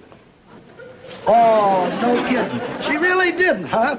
Well, that don't surprise me none. You can't make an impression telling jokes out there on Observation Point, not with a babe like Florabelle. Don't you call her a babe. Oh, did I hurt Loverboy's feelings?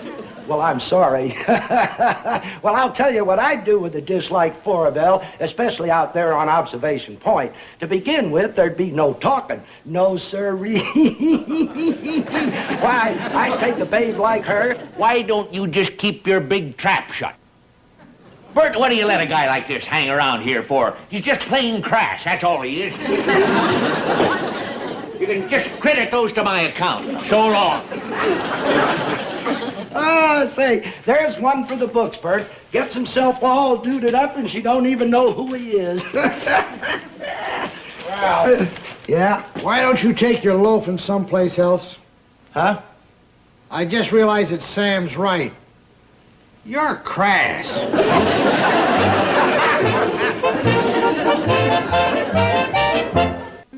Petticoat Junction will return after these messages.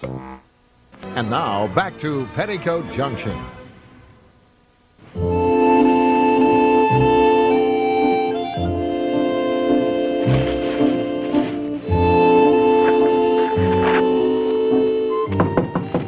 Come on in. Lunch is ready. What's all that? Oh, nothing. Just a dumb idea I had, I guess. What is it? Well, I thought it'd kind of be kicks when Florabelle got here to kind of relive the old days. So I got out my ukulele and... Oh, forget it. Florabelle don't want to remember the old days. She sure doesn't want to remember me. Maybe she really has forgotten you. No. A girl don't forget spending 2 hours on a Ferris wheel with a fella. Would you? I haven't lived very much. You really think she doesn't want to remember you? What else can I believe? Well, if that's the way she wants it, that's the way it's going to be. Darn her. I've got a good mind to tell her what I think of her. Oh, now, young'un, you can't blame Florabelle just because I sort of overrated myself. Well,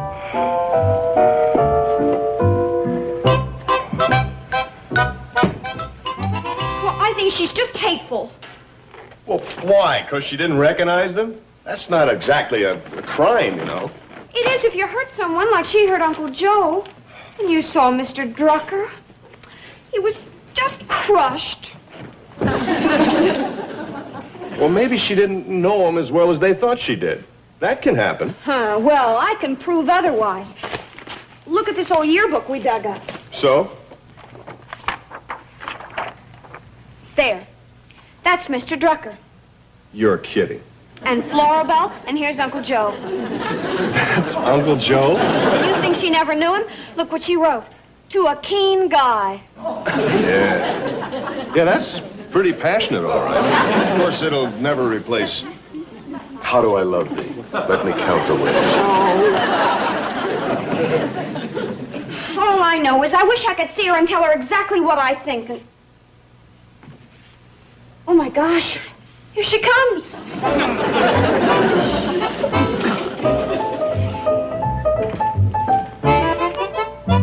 Well, I think she looks pretty nice. Why don't we invite her in?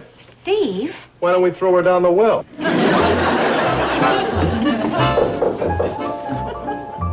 Company, dear. Hello. I'm Florabelle Campbell. We know. We're Mr. and Mrs. Elliott. Won't you come in? Oh, thank you. I've been dying to see the inside of this darling little cottage. Oh, it's absolutely enchanting. Really? You know, long ago, I had a dream that this would make an ideal honeymoon cottage. Of course, by now, I figured it'd be a tumble-down shack. Well, that's about what it was a couple of months ago. We're a honeymoon couple. We fixed it up. Well, it's just as it should be. It's adorable. Oh, would you like to see the kitchen? Huh? Right in here. Honey, when are you going to tell her off? What's the matter? This is a perfect time to give her a piece of your mind. Those cute red curtains, did you make them? Mm-hmm. Oh, they're perfect. Is anything the matter? Oh, no, no. My wife wanted to tell you something before, but, well, now she doesn't. Oh, why not? Oh, because you're not hateful after all. Oh, gosh. That didn't come out the way it was supposed to. How was it supposed to come out? Well, how come you were so mean to my uncle and Mr. Drucker? Mean? How? Well, you don't know how they were looking forward to your visit and to meeting you, and you didn't even recognize them. Recognize them? I just met them. I'll say you met them. Look at this. I haven't seen one of those things in years. Whose is it? My uncle's. Isn't that a picture of you? Oh, and with a Marcel. Look what you wrote to my uncle. to a keen guy, and he probably was. Because I have to admit, I wrote that to a lot of fellas. It seemed to satisfy them without promising too much. Which one's your uncle? Right there. Slim Carson. Slim Carson? Then you did know him. Know him?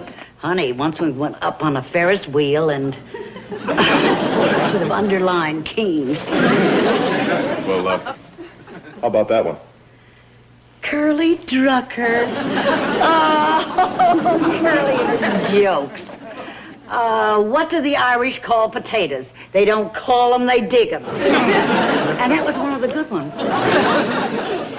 Well, if you knew my Uncle Joe and Mr. Drucker, how come you didn't recognize him this morning? Oh, honey, they've come a long way since Curly and Slim. Oh, yeah. I wouldn't hurt them for the world. I love them both as friends. What can I do to make it up? It's not too late. You got an idea, honey? Uh-huh. Uncle Joe is planning something for this evening, and I think I can talk him into going through with it. Please, Uncle Joe. It'll work. I just know it will. Why? She didn't recognize me this morning. But she wasn't seeing you the way she knows you and remembers you. Well, okay. But I've made a fool out of myself once, and I sure don't want it to happen again. It won't. Believe me. You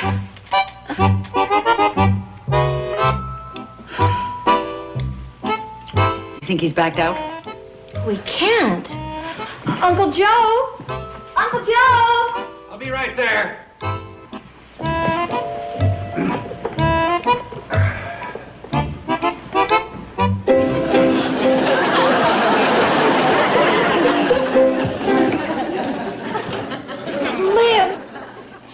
Who? Slim Carson.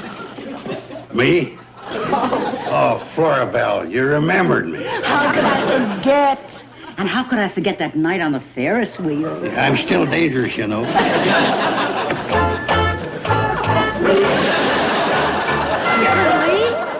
Curly Drucker. Look who's here. Yeah, Curly. Put it back on, you'll blow the bed. Oh, Florabelle, you remembered. Observation point. Yeah. Hey, did you hear about the nearsighted porcupine that married a pincushion?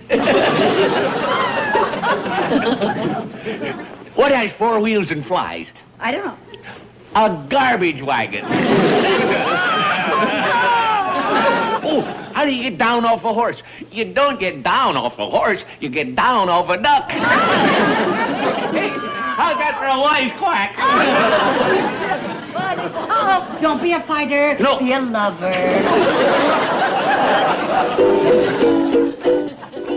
5'2", eyes of blue. But oh, what those 5 foot could do. Has anybody seen my gal? Turned up nose, turned out hose, never had no other hose. Has anybody seen my gal? Now if you run into a 5'2", covered with fur, diamond rings and all those things, I bet your life it isn't her. But could she love, could she woo, could she woo? Has anybody seen my gal? Girl of my dreams, I love you, honest I do. You are so sweet. If I could just hold your charms again in my arms, then life would be complete. Since you've been gone, dear, life don't seem the same. Please. Hey, what's going on in here? Don't let me break it up. I was just swinging by on my way to Observation Point. Hi there, Florabelle. Hi, around. See y'all later. I still say he's crass. Sure, he's crass. But him she remembered. And after all said and done, there's only one girl of my dreams.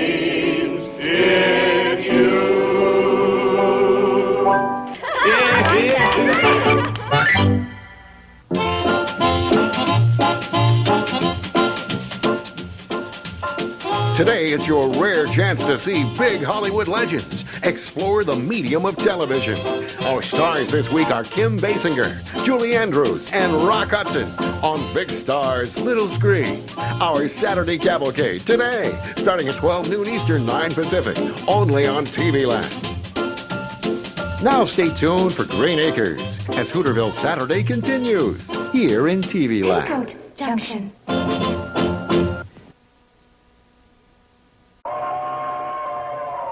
Come ride the little train that is rolling down the tracks to the junction. Forget about your cares, it is time to relax at the junction. Lots of curves, you bet, and even more when you get to the junction. Petticoat Junction. There's a little hotel called a Shady Rest at the junction. Petticoat Junction. It is run by Kate. Come and be her guest at the junction. Petticoat Junction. And that's Uncle Joe. He's a moving kind of slow at the junction. Petticoat Junction.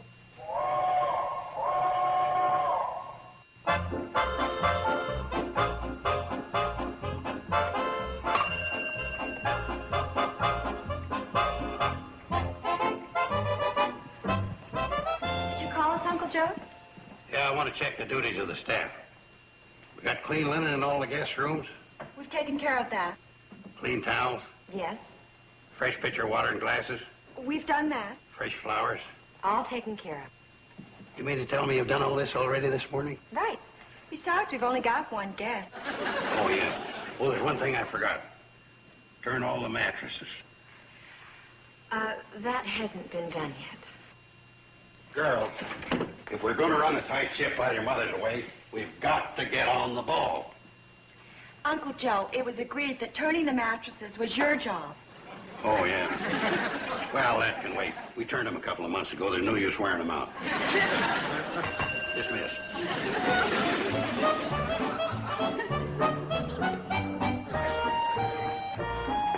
Hi. Hi. How you doing over here with Mom away? Not bad. Uncle Joe is running a tight ship, as he said. It's so tight it squeaks. I can imagine. But he's doing a good job, and that's what he promised Mom. How about you two coming over and joining me for lunch? Sounds like fun. I've got a new casserole I want to try out on you. Try it out on us? You mean Steve won't eat it? Probably Joe. For your information, my cooking has vastly improved since I got married. Oh, yeah? Then how come Steve uses your donuts for curtain rings? That was just a gag he pulled. Oh. Oh, come on. Let's go ask Uncle Joe about going over to your house.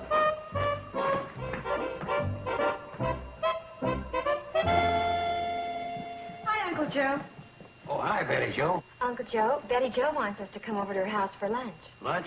Sure, we can make that. Betty Joe wants to try out a new casserole on us. On second thought, maybe I better stay on duty. I hope you'll understand. Sure, I'll understand. I've been looking over this ledger here, and according to this, one of our guests, old man Clayton, is way behind in his rent. He probably is.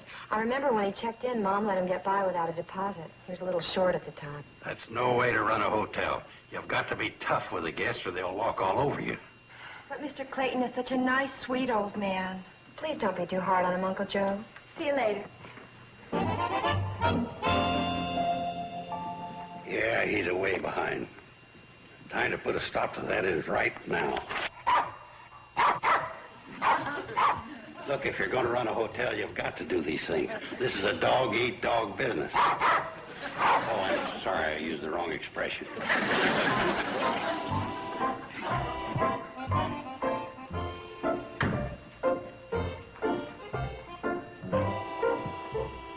You want to go with me and back me up? That figures, chicken dog.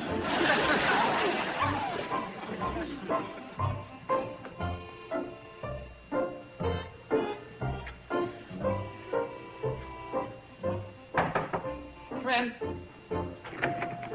Hi, Mr. Carson. I'm just setting up the checkerboards. We've each won 6 games apiece so far. This one ought to be a humdinger. Yeah, a humdinger. Oh, Mr. Clayton. You just sit in this comfortable chair here. What was he was going to say? Oh, I'll take the blacks. Yeah, I like him. Something on your mind, Miss Carson? No, nothing. Nothing at all. What's the piece of paper you got there? Oh, this? What's nothing? Oh. Well. Bill for the rent I owe you. Yeah, well, it's just a routine thing. See, once a month we go over the books and see how much each guest owes. It's a blanket policy of ours. But I'm your only guest. Oh, well, this month we're using a smaller blanket than usual. I know.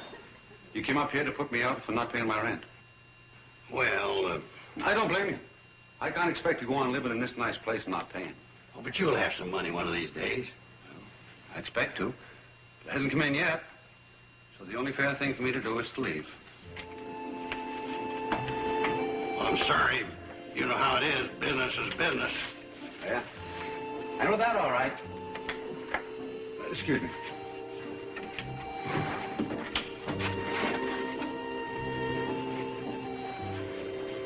Have a kind of light, don't you? Well. Oh, would you like to leave a forwarding address? Forwarding address? Yeah, in case your money comes in or something like that. I don't know what it could be. Don't you have any relatives, any place to go? No. I'm afraid I'm all alone in the world. Oh. Wouldn't want to forget this. Hey, maybe you could talk me out of it. Well, you could try. What's that? We'll make a little proposition. Maybe a little now, a little bit later on. I'm afraid I don't have the little to pay you now. I can loan it to you. Oh, maybe you could play me for it and win it from me. That wouldn't be right. I couldn't pay you if I lost. No. I'd rather just leave with pleasant memories. Bye, Mr. Carson. Bye.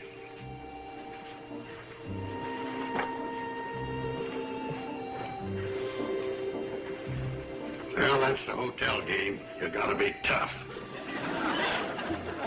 Doggone it.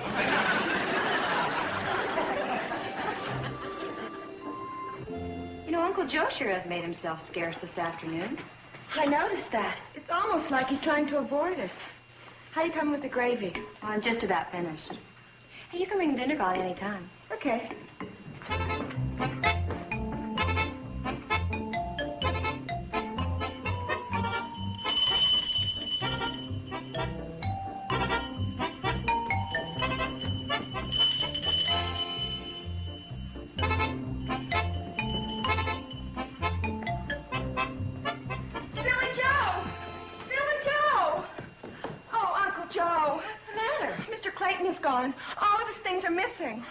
Uncle Joe, do you know anything about this? Well, Uncle Joe, you didn't. You wouldn't. Now, look, kids, I did go up there to see him about the radios, but, it's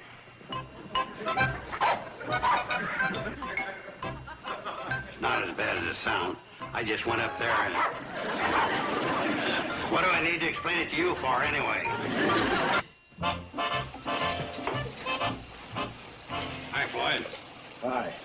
I'll ride up in the cab with you. The cab is for official personnel only. What's that? I said the cab is for official personnel only. What are you talking about? I've been riding in that cab ever since I can remember. You heard me. Sounds like you heard about old man Clayton.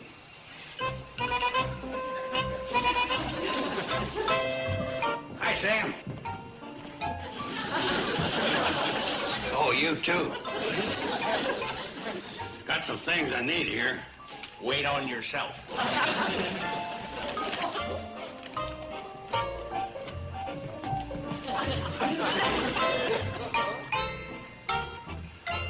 Sam, about this Clayton thing, the reason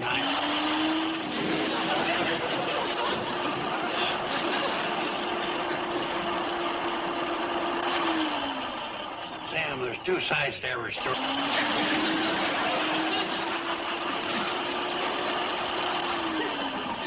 I was just doing my...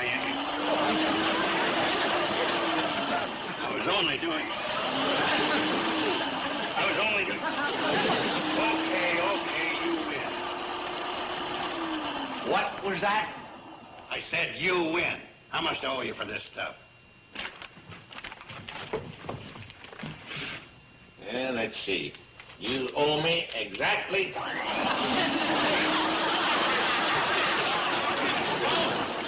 back here. Now, just a second, Joe. Wait. Joe, you come back here. Never.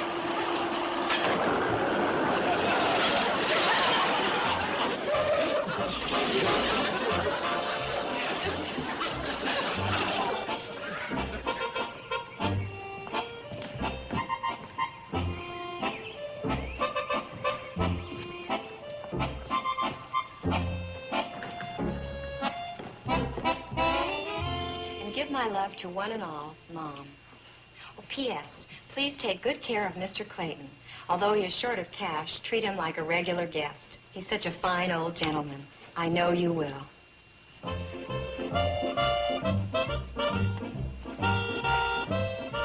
haven't fouled myself up this bad since I ran the cannonball into the Pixley Depot.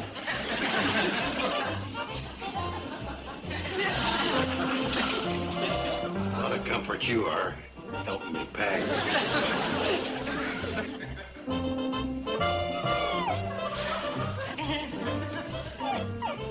I'm sorry. I know you mean well.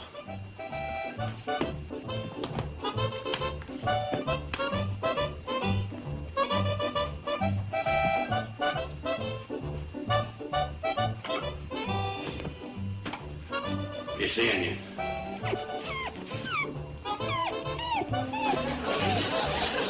Oh, knock it off. I feel bad enough as it is.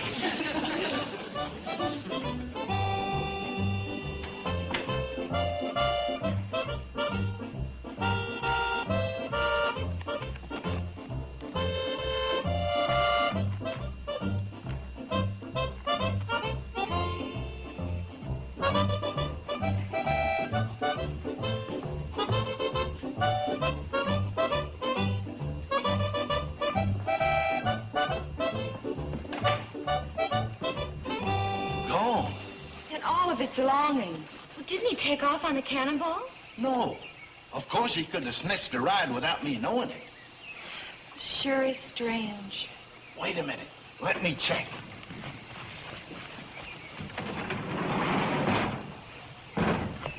No, your Uncle Joe hasn't been around. Well, how can you tell? That basket of Ben Miller's apples. If Joe had have been here, it would be half gone. Are you sure about all this? Positive. He's vanished completely. And we can't find him. Yeah, well, that does happen when people vanish. We're really worried, Mr. Drucker. Yeah, I know. Don't make me feel too good either. Oh, dagnabbit. What's the matter? Oh, I was just remembering. The last words I had with Joe were mean ones. That's kind of the way it was with us. I got to bite my tongue out now. Deep down, old Joe was really a sweet guy. Of course, you had to dig awful deep. Well, no, I didn't mean that. It's just that he was such a cantankerous old...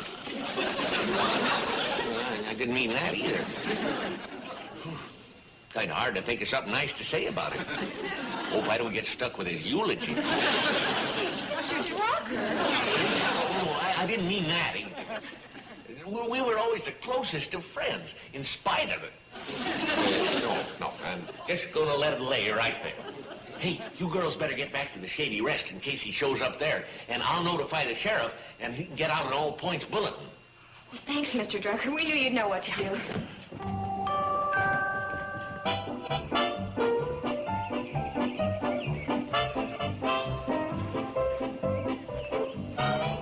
Well, Joe, it ain't the Ritz. It's probably as good as you deserve.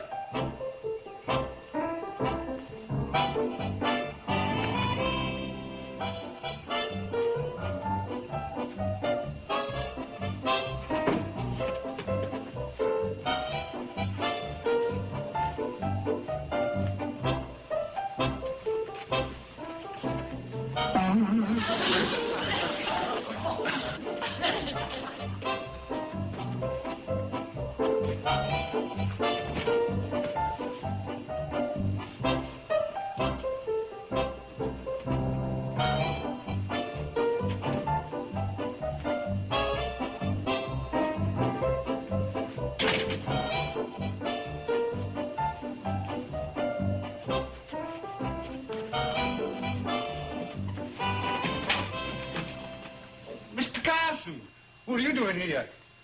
Well, running a hotel and trying to be a big tycoon ain't what it's cracked up to be. Yeah, I know. Must be real nerve-wracking. Well, I guess you got here first, so... Oh, no, wait, hold on. There's plenty of room. Yeah, but... Hey, give me your jacket. You see, this is a two-nailer. Now, you just put that down. You'll stand right here. Ain't you forgetting? I'm the one that kicked you out of the Shady Rest. Oh, you was just doing your duty. Now, you just help me rustle up some kindling. We'll light a fire in this stove here, and we'll have us a real fine dinner. Dinner? I spilled more than that off my fork. You should have seen the one that got away. I tell you, you just sit down and relax, and I'll go and hunt us up a real dinner. This hour?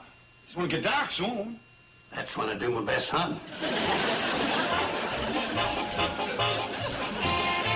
On TV Land. I can't think of anything more we can do tonight. I covered the valley in my plane. I'll take another look first thing in the morning.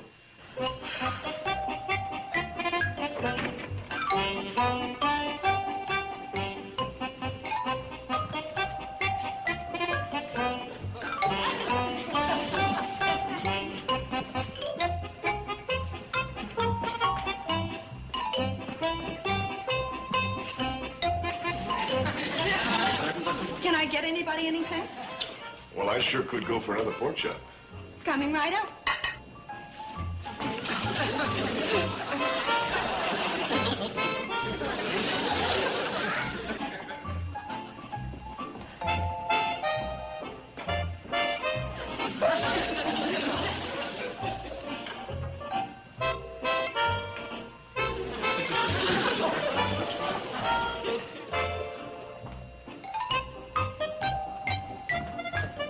I'm sorry, Steve. I thought we had more pork chops, but they're all gone. Well, that's okay. I'll settle for some more applesauce. Oh, we have plenty of that.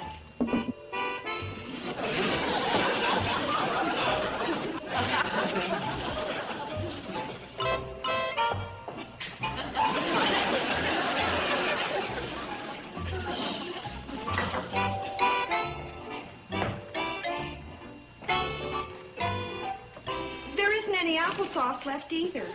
What? The bowl's empty. Fine hostess you are, offering food that isn't there. Golly. Well, she hasn't been the same since she met that pre-med student.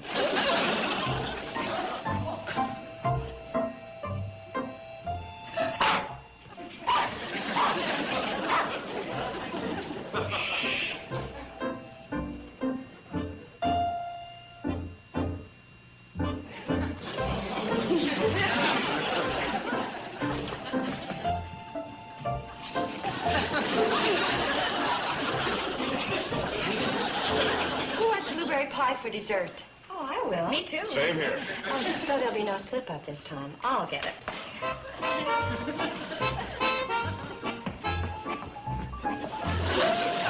don't believe it.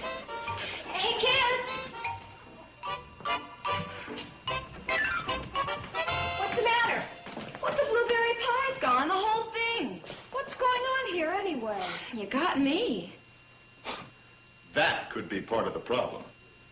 A pork chop bone. But applesauce? Blueberry pie? Would you? You come back here. We want to see if your tongue's purple.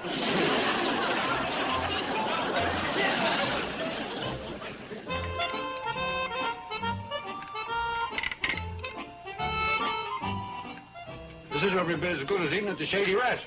Tonight, I think it's even better.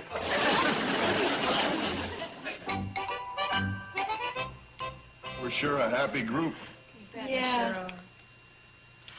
Let's all get around the piano and sing.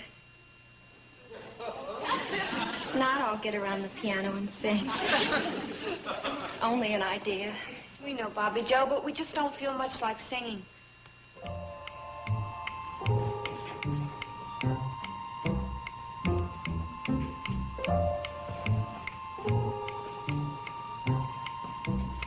What was that? What was what? I thought I heard somebody upstairs. Well, I did. Well, I didn't hear anything, and I'm the only one with my ears uncovered. And that goes for you, too. I'm sorry. I guess I just imagined. There! It's probably the same ghost that stole the blueberry pie.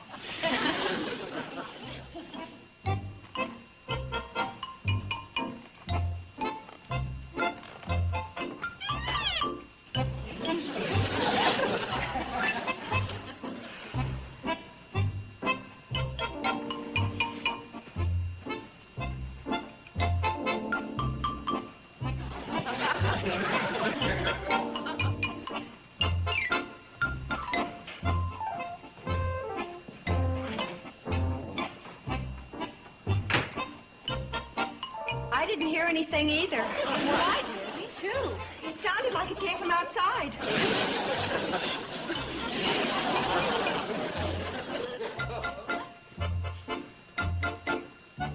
That looks like Uncle Joe. Come on, let's go see what's going on.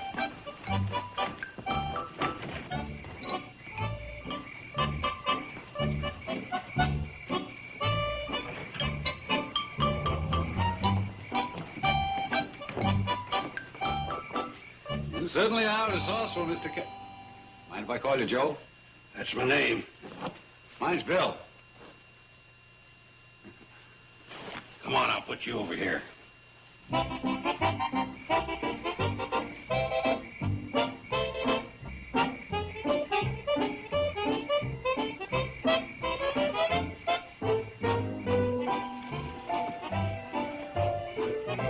Well, I'll be.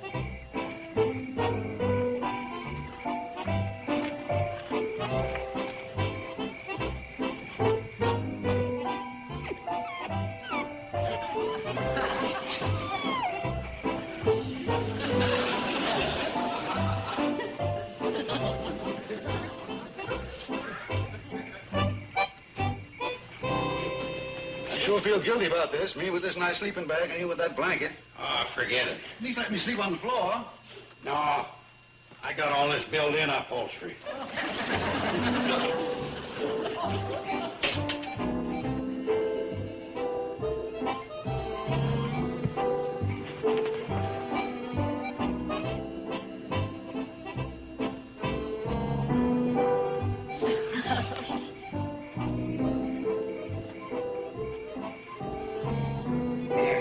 Ain't this nice? Hi, Joe. Night, Bill.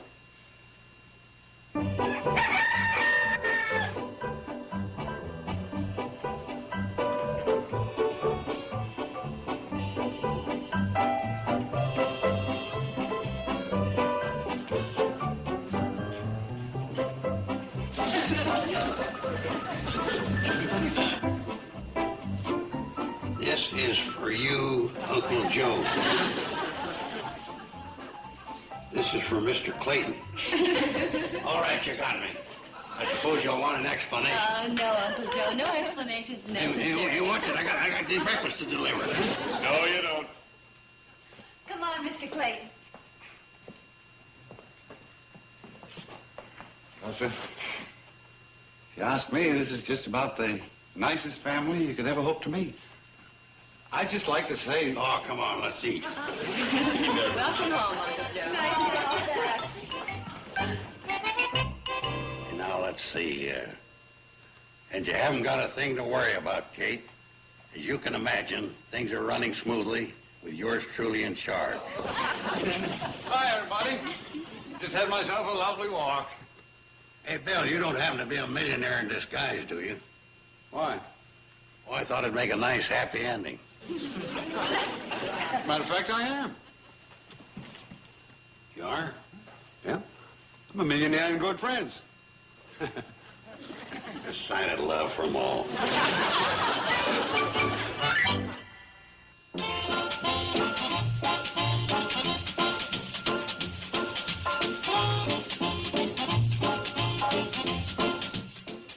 Every weekend, When trouble threatens to disrupt the lives of TV Land's populace, TV Land's Crime Stoppers come to the rescue.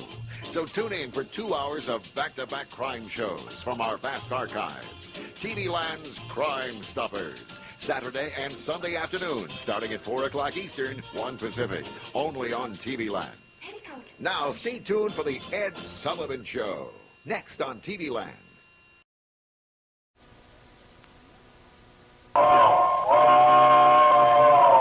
Come ride the little train that is rolling down the tracks to the junction. Forget about your cares, it is time to relax at the junction. Lots of curves, you bet, and even more when you get to the junction. Petticoat Junction. There's a little hotel called the Shady Rest at the junction.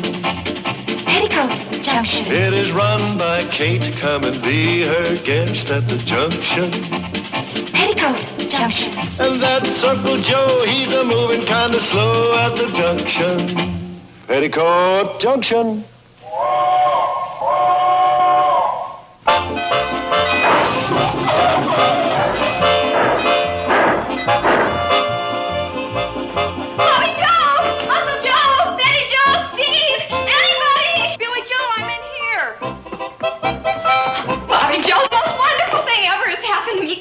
Drop everything. Drop everything. That can wait. I wish I'd never started. Mom always makes it look so easy. Look, my very first record. Billy Joe. Sorry. That's okay. Vocal by Billy Joe Bradley. That's you. That's me. Well, come on, I want you to hear it. Hey, where's everybody? Well, Steve and Betty Joe are upstairs, and Uncle Joe's in the backyard. Oh. Uncle Joe! Uncle Joe! I'll be there in a minute. Now, you see this? All I want from each one of you is one of these a day. Now, that shouldn't be too tough, should it? Sorry, Henry. You're excused. I know the rest of you won't let me down. That's 1 egg each and every day. Now, if some of you want to lay 7 eggs in 5 days, you get the weekend to yourself. Fair enough? Okay, now concentrate. I'll just put this here as a reminder of what you're here for. Now get with it, men. I mean, girls. I'm so proud of you. Well, come on, let's hear it. I thought you'd never ask. Those stupid chickens. You have to explain everything to them. Joe, shh. What's up? Oh, we're going to hear Billy Joe's first record. No kidding. Who needs memories of him? Oh, no, I thought I'd play the flip side.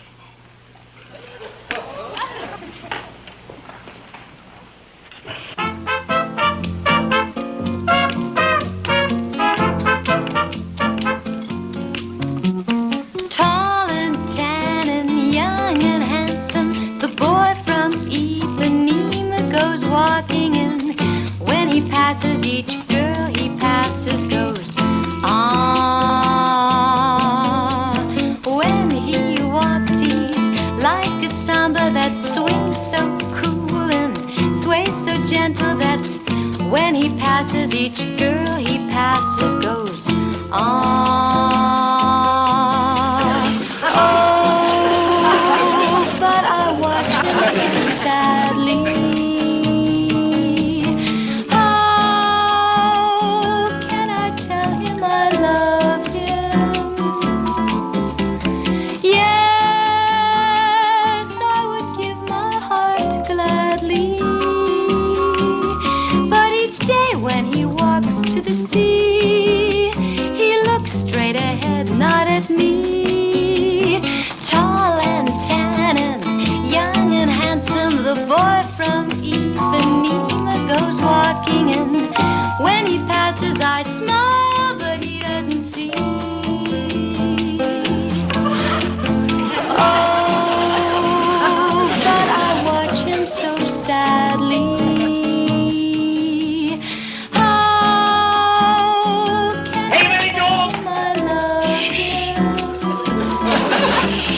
Yes, I would give my heart gladly.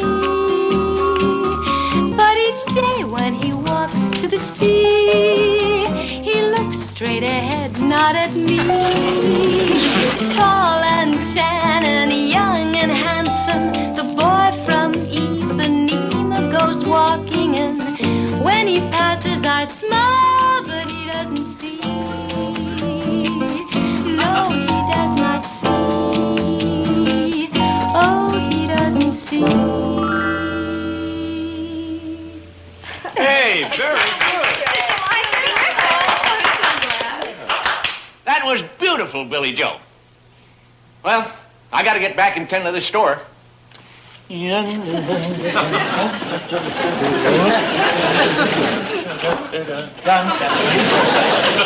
Hey, Sam. What's that? When you arrived, you came rushing in all out of breath. What was that all about? Search me. Oh, my gosh. The telegram. Here you are, Billy Joe. Look!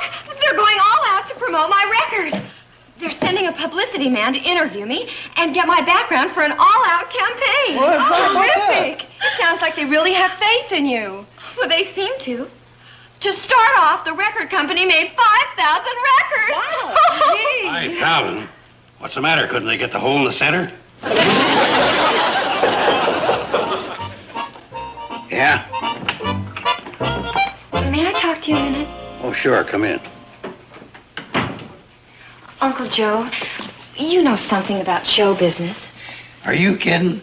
After all the years I was headliner with my magic act? Oh, you want me to teach you something? Well, I got a deck of cards right here. No, it isn't that. I'm just worried about this press agent. I mean, he's going to want to write about stories that'll be interesting and exciting for fan magazines and newspapers and, well, let's face it, I'm kind of Dullsville. Why? Because you haven't been divorced 5 or 6 times? Oh, you know what I mean. This is a small town, Uncle Joe, and I'm just a small town girl. What kind of an angle could he possibly find to write about? Honey, I think it'd be a wonderful angle if he just said you were born and raised right here in Hooterville, that you were a good student, that you're loved and respected by all the people in the valley. Well, thank you, Uncle Joe. But don't you think he'll want to write about something more sensational? In this day and age, that might be the most sensational thing he could put in print. Don't you worry, honey. We'll put on the dog a little. He won't know but what he's right smack dab in the middle of a big metropolis, like Topeka. Thank you, Uncle Joe. Good night. Good night.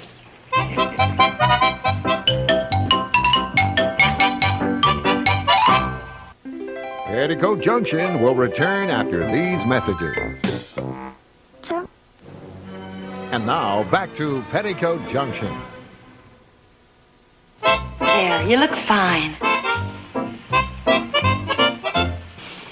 Well, what's that stuff? It's just cologne. In the city, all the men wear it. What's this Jasper going to do? Publicize you or smell me? Well, you all set for the big arrival? Mm-hmm. Well, Betty Joe, do I look all right? Oh, you look lovely. You too, Uncle Joe. Sure I did. I'm a Bay Rum man myself. There it is. Oh, I'm so excited. And remember, Sister dear, he's coming to see me. Oh, I'm just thinking of him as a fellow journalist. Another ink-stained wretch. Well, you just keep thinking that way, dear.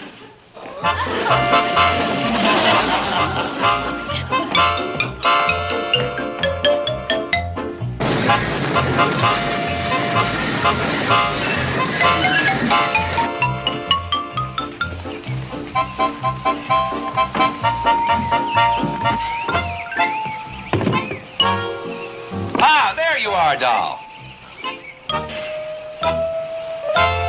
Showbiz talk. Hello, Mr. Swift. Welcome to the Shady Rest. You're kidding. Everybody, I'd like you to meet Mr. Ted Swift. This is my Uncle Joe Carson. Hi, nice to meet you, sir. My sister Bobby Joe. How do you do? Hello. My other sister Betty Joe. How do you do? And her husband Steve Elliott. How are you, sir? This is it. And it dazzles you, don't it? That's not exactly the word I had in mind. Why don't we all go on up to the hotel? Where else would we go? Oh, yeah. Let's go.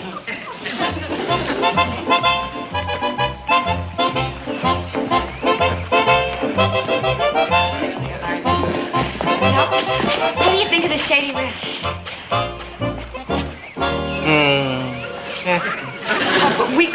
Shady Rest because the trees are, shady. And we can rest a lot. Yeah, it all adds up.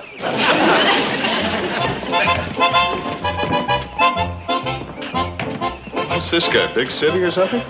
Real big.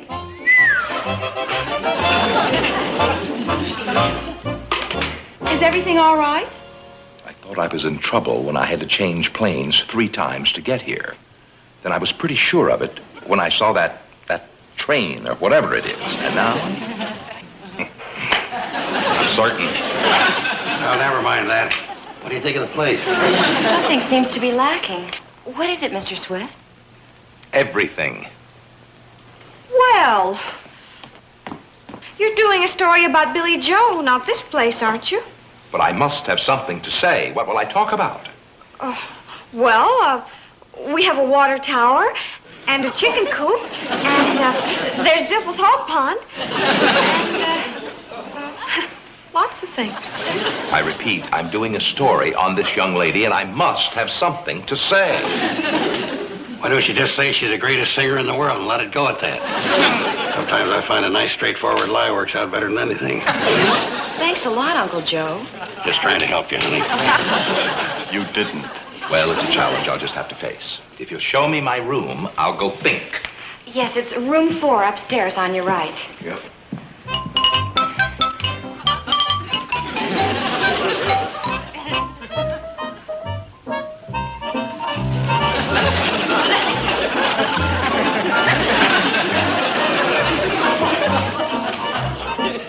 Doesn't seem to be too happy, does he? Well, it's a little early to jump to conclusions. He just said he was going up there to think. But I wonder what he's thinking. I bet I know. I bet he's thinking, I wonder where I left my suitcase. It's still down at the stop. Now, wait a minute. You can't expect a man wearing cologne to haul baggage. Every time any baggage comes around.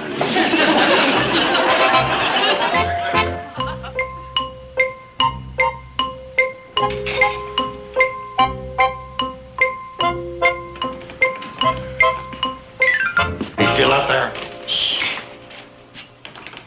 Maybe I better have a talk with him. If he can't handle Billy Joe's career, I'll just take over. Here he comes.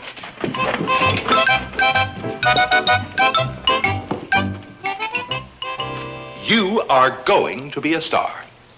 You mean you found an angle? I always do. Step inside. I'd like to try it on for size. I can't wait to hear it. Just have a seat, young lady. Wow.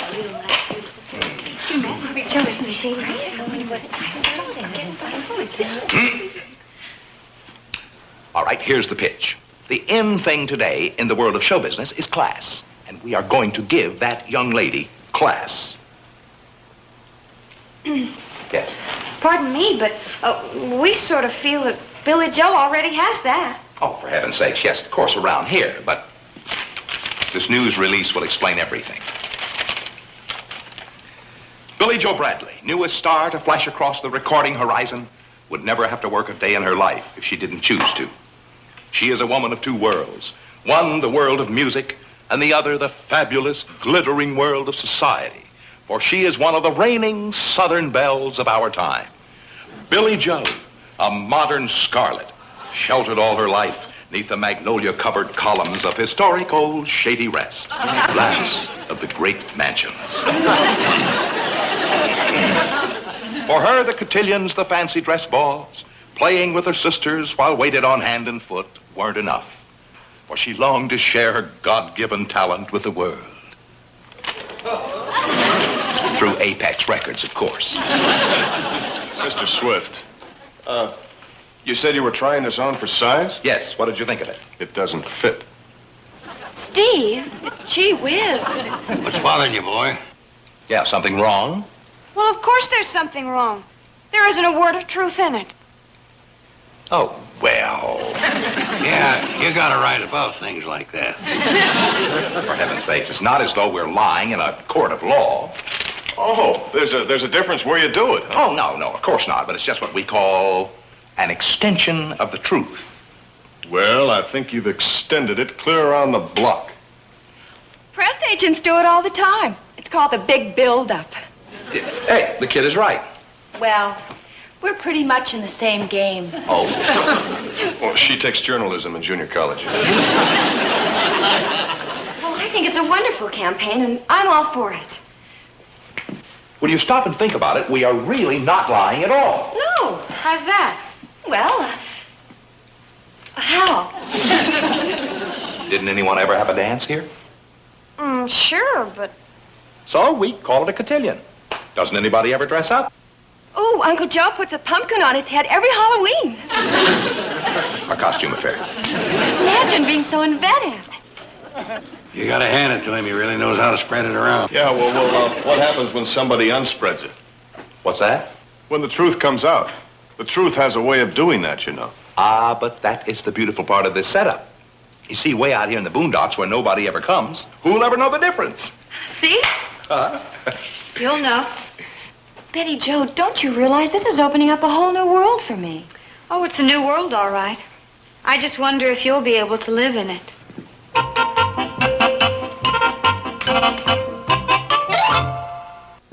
Petticoat Junction will return after these messages.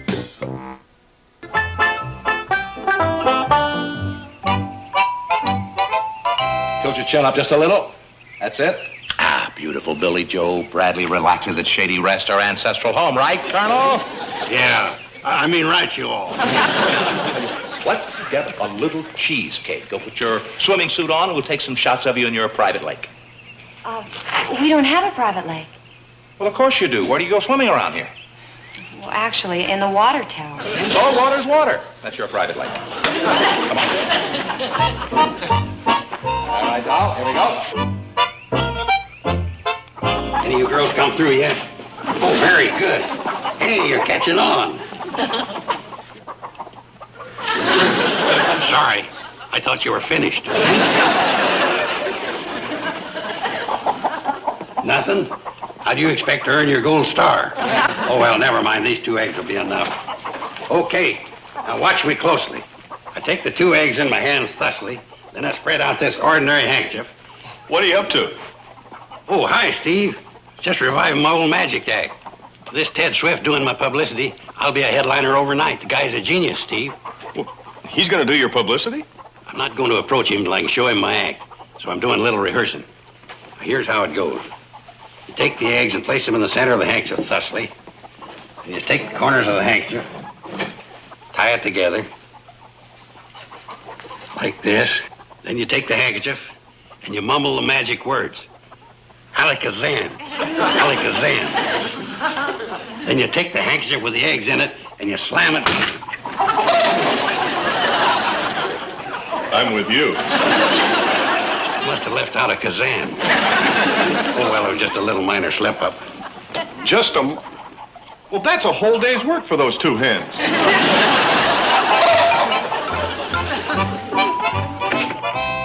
Oh, hi, Mr. Drucker. Oh, hi, Betty Jo. Say, what in blue blazes is going on around here anyway? Do you mind? Oh, no. What do you mean? Oh, that publicity feller and Billy Joe. I was afraid that's what you meant. I don't think your mom would stand for it if she was here. They're down there by the cannonball with Billy Joe dressed to the eyes and this feller shooting pictures all over the place. That's publicity. Oh, is that what they call it? You know what? They're renaming the cannonball. It's now a whim. A what? Oh, that joker concocted some story about how Billy Joe's great-granddaddy brought in the cannonball as a whim just to transport guests across his vast estate. Oh, what's next? And, of course, Colonel Carson is right there backing him up on it. I know. Oh, and I guess you heard how you've got a private lake now? You mean the water tower? Yeah, that's what I mean. And, of course, the Colonel's going right along with him on that, too. You know what he's offered to do? Paint his chickens pink and call them flamingos. That's a lie. I couldn't get him to hold still. Betty Jo, you know where that old picture of Jefferson Davis in his cabinet is? Oh, it's hanging at the top of the back stairs. What? I figured it'd make a great group of ancestors for Billy Joe. You know what else he's doing? Well, all I can say is that is the most ridiculous thing I've ever heard. Well, it's only a story. Only a story? Hey, hold on. Wait a minute. What's the matter? Do you know what Bobby Joe's trying to do? Write a publicity story saying that you and Billy Joe and I are an eternal triangle. Well, what's wrong with that? Ted said it's a great angle. Just think. Steve used to go with Billy Joe, then he married you. And yet you're still friends. How sophisticated can you get? Well, I don't care. I don't like it. Steve doesn't mind. I do, too. See? Well, if I'm going to be linked with other women, I'll pick my own. Now, let's see. There's Bridget Bardot, Elizabeth Taylor, Sophia Loren, Jane Fonda, Steve. Anne Margaret, Juliet Prowse, Jill St. John, Steve. Susan Strasberg, Kim Novak, Natalie Wood, Raquel Welch, Julie Christie, the Lennon sisters. Steve, we get the point. Oh, boy. Now get back to fighting about Billy Joe. That'll really make her career. It will not. What? I've had it up to here. Ever since everyone started going out of their senses around here, I've been waiting for someone to strike a note of sanity. Well, I'm through waiting, and I'm striking. Atta girl, Betty Joe. I'm with you.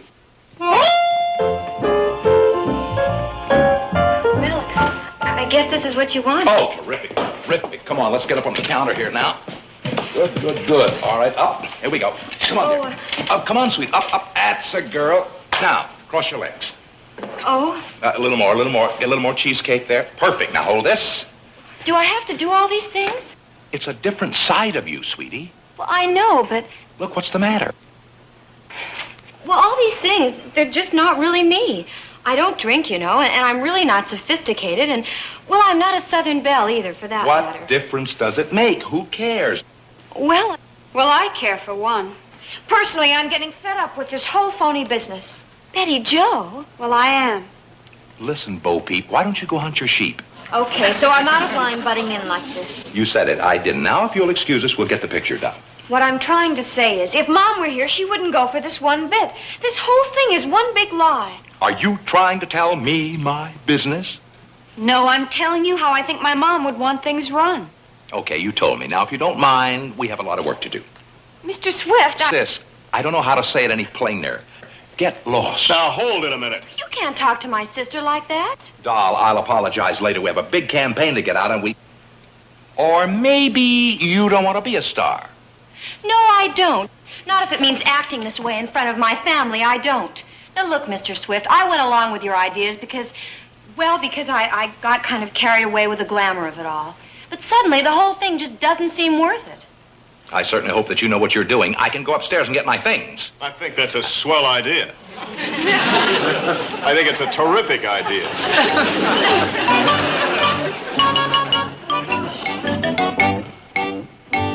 What's going on down here? Our guest is just leaving. Why don't you give him a hand with his bags? Oh.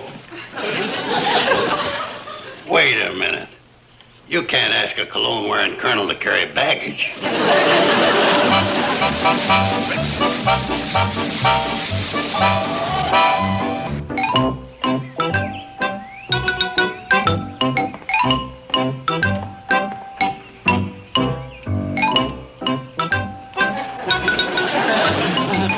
Mr. Cameron, what are you doing here?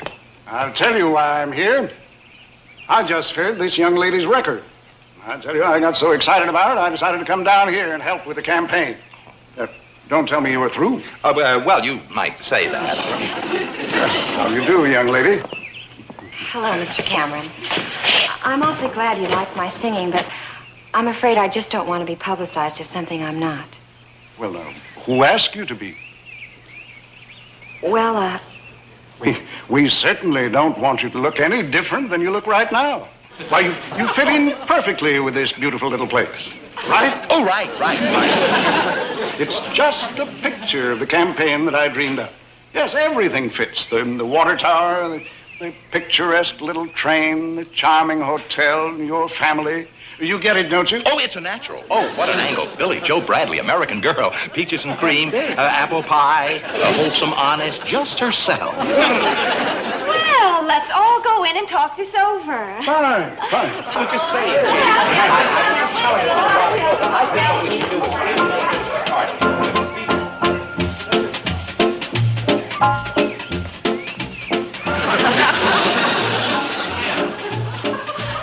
Well, at least I was colonel for a day.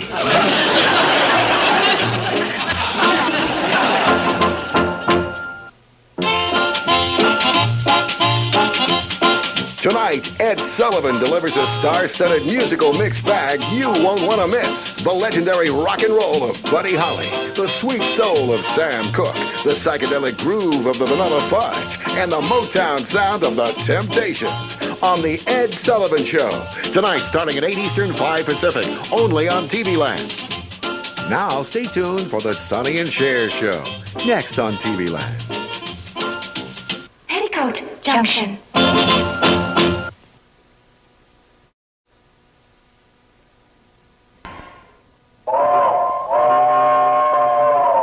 Come ride the little train that is rolling down the tracks to the junction. Forget about your cares, it is time to relax at the junction. Lots of curves, you bet, and even more when you get to the junction. Petticoat Junction. There's a little hotel called the Shady Rest at the junction. Petticoat Junction. It is run by Kate. Come and be her guest at the junction. Petticoat Junction. And that's Uncle Joe. He's a moving kind of slow at the junction. Petticoat Junction.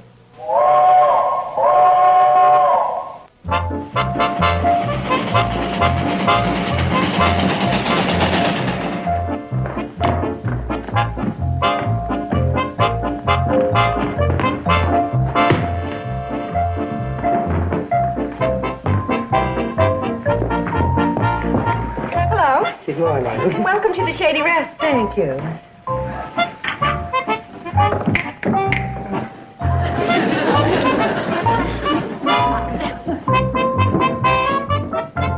Uncle Joe! Uncle Joe! We did it. Every room in the hotel is rented. We're completely full. No kidding. Won't Mom be thrilled when we write and tell her? Yeah, well, it was in the cards. You take skillful planning, top-level management, shrewd executive know-how. It had to happen. It sure helped if fix the hotel burned down. Well, if you want to include that. Anyway, we've got our work cut out for us now. Yeah, we sure have, honey. It's going to take a lot of executive planning. Hi, everybody. Here's the mail. Oh, say, is there anything for me from the Old Boy Daisy Novelty Company? Sorry, Uncle Joe. Oh, gone. I've been waiting 2 weeks for them cufflinks autographed by Eddie Albert. Oh, my gosh. What? This. It's Cousin May. She's coming here. She's what? Just heard about your mother being away, but don't worry, as I am flitting to Hooterville immediately to make sure all is well. Gee. What's going on? What's that? Mom's Cousin May is coming here. To make sure we're doing everything all right. She's coming to help us out? That's like throwing an anchor to a drowning sailor. And everything was going along so well. I know. Why don't we move and not leave a forwarding address? Now, let's not panic. Let's handle this diplomatically.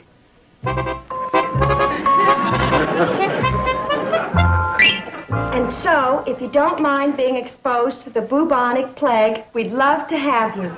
That's very good. Just starting to roll. I guess we should mention that the hotel was washed away in the flood. Living in a tent ain't so bad if we had something to eat. We had something to eat. Yeah, get a load of this. Ever since the cannonball ran off the Willow Creek Bridge, we've been cut off from the outside world. Oh, yes. If for any reason you can't come, we'll all understand. Love, etc., etc. Uncle Joe, you're an evil genius. Oh, that's nothing. You ought to hear what I write to the Internal Revenue Service. I send that airmail special delivery. And if Cousin May pays us a visit after that, Yoo-hoo! I'm here, everybody! Cousin May. There goes a great literary effort down the drain. There you are. Oh, you poor darlings. I know what a task it must be trying to run things by yourselves. But never fear, Maybelle is here. How'd you get here, May? Well, it was the most fortunate thing. I was making connections in Riverdale when who did I run into but little old Steve here? And he brought me down in his private plane. Hi. Hi. Hi. Couldn't stick to spraying crops, huh? Joe, she was coming here anyway. Well, something might have happened to her. Well, I gotta be getting on home. Coward. You leaving? Yeah, we're doing a remodeling job on the cottage. Really? Well, you just give that little old Betty Jo a great big smooch from her cousin May and tell her I'll be there just as soon as I get things straightened out here. I'm a whiz at interior decorating. Yeah, well, we're kind of decided as to what we want. Ah, but the best laid plans act gang a glee, as we say in the South. No, we don't say that in the South. Well, tell her I'll be there anyway. Okay, well, I'll tell her you're coming. Bye. Well, now, as soon as we get me settled down in my room, we can get right down to all our problems. Well, that's our first problem. What is? We don't have a room. Hey, that's right. We're all full up. We don't have a place to put you. Gee, what a shame, May. I'll tell you what you do. You just run along and come back later. We'll have something open up in the next 3 or 4 months. Oh, now, something'll work out. Something always does. Stanley, you handle this or I will. Go on. Is there something I can do for you, Mr. Benson? Well, I'm afraid I have a complaint. Oh? That is, Mrs. Benson has a complaint. She almost always has, of course, but I demand satisfaction. My good man. Yes, ma'am? I am Maybelle Jennings. My cousin Kate is the proprietor of this place, but I'm just here to help out while she's away. Now then, is there anything I can do for you, Mr. Benson. Stanley Benson. Benson. Yeah, well, I really don't know where to start. Well, first of all, we don't seem to have enough hangers in our closet. And I had to carry my own bags. And our window shade won't stay up. For crying out loud, is that all you want? Oh, now, Mr. Carson, is that a way to win friends? Surely you can see that in Mr. Benson here, you are dealing with a man who is used to getting his own way. Oh, you are a man of action, aren't you? Well... Oh, I can tell. I've seen men of action and authority at work. Sometimes they appear to be meek and mild, but that's only because they're so confident. Really? They don't need to bluster or swagger. This is a male fist in a velvet glove. Now, you just sit back and dictate exactly what you're demanding of us. Well, I'm not really demanding. Oh, of course you are. Pour it all out. Criticize anything you want. Well, I don't feel like criticizing. What do you mean, everything is all right? Well... Stanley? I was just telling Maybelle here, Miss Jennings, of our needs. Oh? I'm more or less in charge here. Oh, I see. Well, in that case, we don't have any needs. We're leaving. Leaving? That's right. Send someone up for our bags immediately. Come, Stanley. But, dearest... Stanley!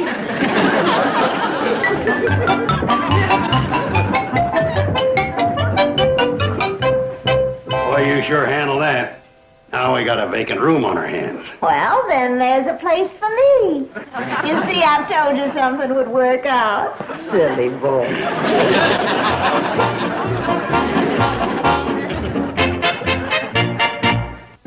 Petticoat Junction will return after these messages. Petticoat Junction. Hi there, Mr. Drucker. Well, Cousin May, I heard you were in Hooterville. How are you finding things? Oh, well, it's been quite a struggle, but I've finally managed to straighten things up at the Shady Rest. Well, I'm glad to hear that. Yes, now, tell me, Mr. Drucker, how does the Shady Rest handle its account with your store? Oh, they generally pay me by the 10th. 10th of what? Well, it depends on how they're doing down there. Could be the 10th of January, the 10th of April, whatever. Goodness gracious, that doesn't sound very businesslike. Well, it's good enough for us. We always do everything on a handshake. Well, from now on, everything's going to be different. We're starting a whole new policy. What? You'll be paid in cash on the 1st of each month. Well, now, wait a minute. A thing like that could foul up my bookkeeping. And because you're going to be paid in cash on the 1st, we'll be expecting a little old 2% discount on everything we buy from the store. 2% discount? Now, hold on here. Well, I'm sorry, but that's the way it's going to be, Mr. Drucker. Does Kate know about this? No, but she'll thank me when she sees how I've corrected this slipshotty way of doing business. It's not slipshotty. It's just friendly, that's all. Well, it certainly seems slipshotty to me.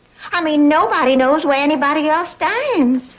Kate and me know where we stand. If she needs credit, she gets it. When things are doing good down at the Shady Rest, she pays me in full, maybe with a chicken dumpling dinner for interest. We've been doing things that way for years, and I wouldn't want it any other way. Mr. Drucker, we'll be expecting the 2% discount. I'm sorry, but it's my duty to the Shady Rest to be firm about this. Well, I'm sorry, but it's my duty to me to turn you down. Mr. Drucker, do you know what this means? It means that the Shady Rest will be taking all of its business to that big new market in Pixley. Well, if that's the way it's going to be, that's the way it's going to be. Mr. Drucker, darling, did you understand what I just said? I said that... I understood perfectly. Well...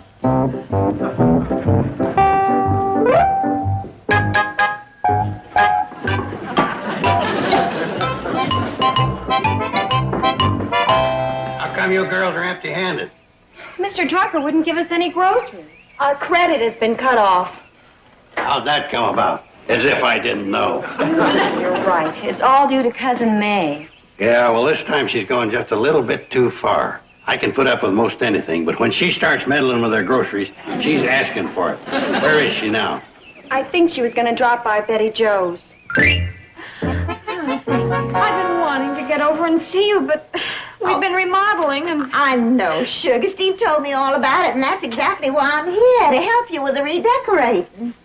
Oh, well, Cousin May, we appreciate your help. Oh, now don't you worry your pretty little head. My goodness, darling, you're not imposing one bit. That's why I'm here to help. Now, I'll tell you what, you sit right down here and let's plan the whole thing. Now, first, I think we maybe ought to...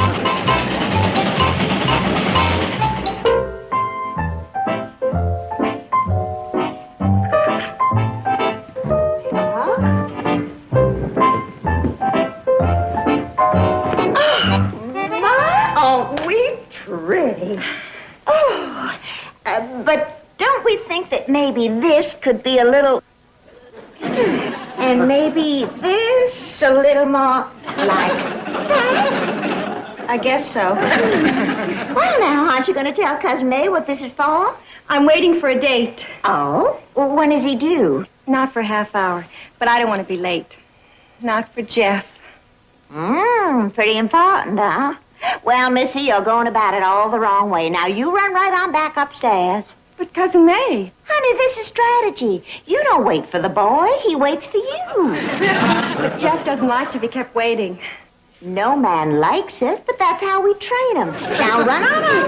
But Cousin May... Up. All the way back to your room, you hear? I'll let you know when it's time. That's my girl.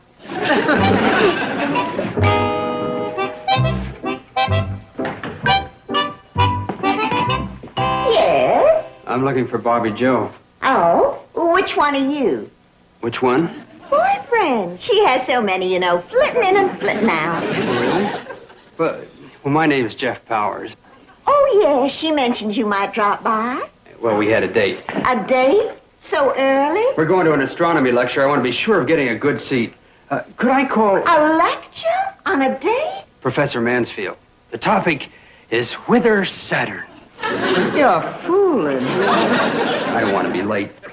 Bobby Joe? Oh, hush now. My goodness. Girls as popular as Bobby Joe can't be rushed. Yeah, but... She'll be down in a half hour or so. Half an hour? You must learn to have more patience. But I'm going to miss Professor Mansfield. How can you compare waiting for a girl like Bobby Joe with missing a lecture by Professor Mansfield? You're right. Tell her I've gone ahead. If she's interested, she can come later. Cousin May, didn't I hear Jeff? He left. Left? Well, don't worry. He'll appreciate you much more the next time. But I don't want to wait till the next time. Jeff! Jeff!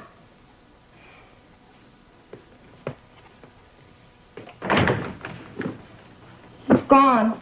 Well, you showed him. Yeah, I showed him. Well, all he wanted to do was take you to a lecture. Now, what's the fun in going to a lecture? The fun is coming home.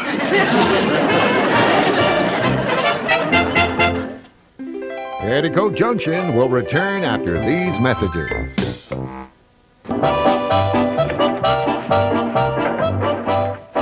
What do you want, stranger? Come on now, Sam.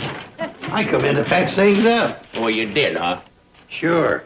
We've been friends too long to let something come between us like this. Get your meat hooks out of there. That ain't a way to treat an old customer. You ain't a customer, period. The account is closed. That's May's doings, and you know it. I didn't hear you give any countermanding orders. Well, it ain't easy with someone as strong-willed as May. You just don't know what it's like. I gotta grant you, she's kind of hard to deal with. And you're only talking as the opposition.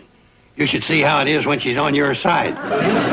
Once and for all, I'm offering you my hand. I'm willing to forgive and forget. What's the matter? Why don't you shake? Well, I was just thinking. There's a lot to be said in favor of being enemies with you. For one thing, I save a lot on your freeloading. That does it. I'm withdrawing my handshake, you cheapskate. Well, that suits me just fine, you moocher. I'll never set my foot in this store again as long as I live. That's the best news I've heard in years. Goodbye. Goodbye. Hello. Helen. Hello, Sam. Uncle Joe. Boy, are you a treat for sore eyes. Much as I hate to agree with him, I do. We could use a touch of sanity around here. Here, have a cookie. I don't mind if I do. I see things haven't changed any. No, I'm still taking a beating. What brings you here, Ellen? Say, I'm off to see the world. And you're starting with Hooterville? Can't think of a better place. But isn't this the middle of the school season? That's all behind me. I have clapped my last eraser. There's the good old cannonball. Well, it's time for me to get down to Shady Rest. Well, they sure could use you. What do you mean by that? You better fill her in on the train, Joe. Yeah, it'll take the whole trip. Where's your bags, Helen? Right there. Don't worry, darling. Everything works out for the best. That's my philosophy.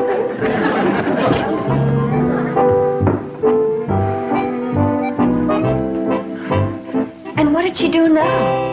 Well, while she was in Pixley, she ran into my agent who was coming here to tell me about a booking he had for me in Topeka. The one you were waiting for? Well, she told him I wasn't interested in small town stuff. It had to be Chicago or nothing. And? Nothing. Oh, that's horrible. I've been waiting so long for this engagement, and she passes it off with everything works out for the best. That's the same thing she told me when Jeff ran out on me last night. And she's fixed it so I doubt if Steve will ever speak to me again.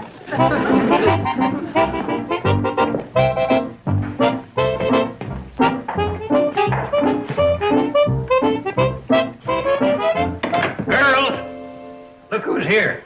And Helen! Darling! How are you? So good to see you. Oh, what a welcome I'm just overcome. And our little bride. What are you doing here? I thought you had a husband. Oh, she did. I mean, she did until Cousin May came. What do you mean? What's the matter? Oh, it's nothing. You know how it is with Cousin May. She doesn't mean any harm. No, it just turns out that way. Listen, you girls are worse than Uncle Joe here. May is a fine, warm person. She wouldn't do anybody any harm. So I think you're making a mistake if you think she's doing anything but just helping out here. Oh, did I hear my name mentioned? Helen! Oh, Helen, how wonderful to see you. May, darling, you look as beautiful as ever. Oh, thank you. Well, what on earth brings you here? She's on a trip around the world. How's that for a good idea? A trip around the world? Oh, how exciting. Yes, this is my first stop. In fact, I had my travel agent send all my reservations here. You did? Yes, see, they weren't confirmed when I left, so What's the matter? Well, you know, I bet that's what came for you in the mail yesterday. They've arrived. Good, then you have them. No. No? Well, I sent them back. Oh, weren't they addressed to me, care of Shady Rest? Yes, but you weren't here. Well, darling, didn't it occur to you that I might be coming if I had something sent here? Well, you know the thought flitted through my mind, but I dismissed it. Join the group. May, where did you send them back to? Well, let me think now. I either sent them to the airline, or to the steamship company, or to your travel agent, or to your home address. She's got it narrowed down to anywhere.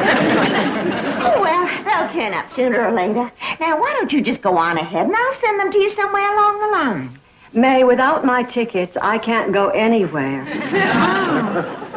Well, like I always say, everything always turns out for the best.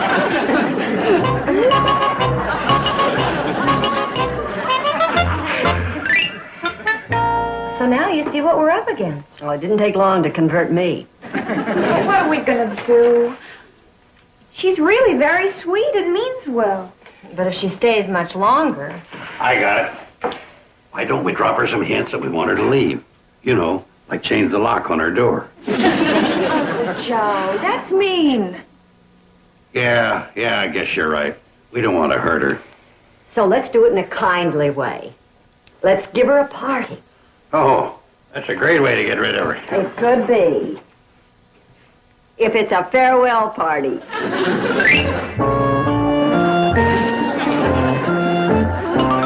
declare, this is the loveliest farewell party I've ever had. Well, May, I can only say one thing. You deserve it. Yeah, we all realize you came here to give us a helping hand. Every one of us has been touched by them. And now that you're leaving, I think I speak for everybody when I say, nice going.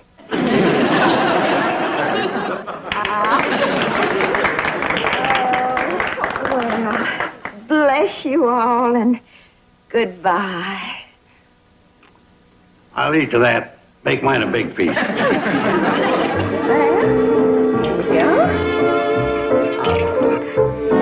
Ellen, I'd like to say you got here just in time. Oh, you all would have done something. Yeah, like have a civil war. Now look at him.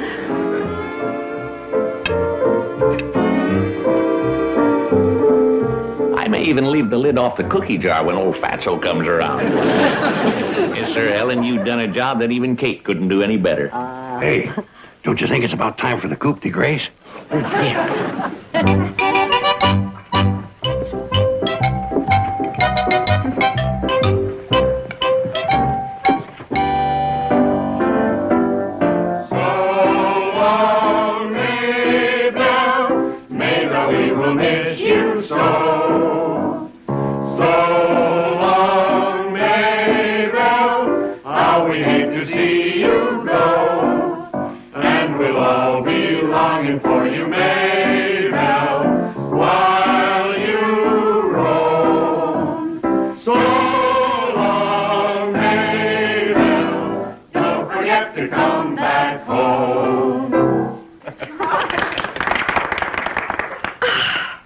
I declare, you all are just the sweetest folks I ever did see. Well, May, we just wanted to show you how we feel. I know. And that's why I could never leave you now. You what? Well, knowing how you feel, I couldn't deprive you of me. May, dear, I know how much your offer means to these people, but they can't let you do it. The sacrifice is too much. Sacrifice? You know what happens this weekend, don't you? The spring cotillion in Savannah. The spring cotillion? And you know you never could miss that. Oh, no. Could you please forgive me if I just flit out? Oh, yes, we'll forgive you. Bless you. Bless bless you all. I'll just go up and get my bags. They're all packed. I just happen to have your things right down here. Yes, and if y'all ever need me to come and help again, you just holler and I'll come a-flitting. You hear now?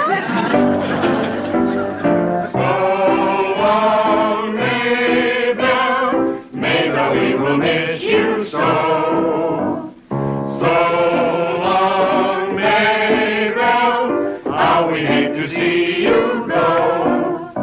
And we'll all be longing for you, Mabel, while you roam. So long, Mabel, you have to come back home.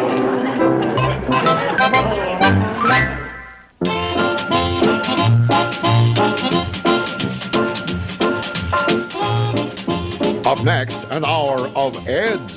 Stay tuned for Mr. Ed, followed by the Ed Sullivan Show, here on TV Land.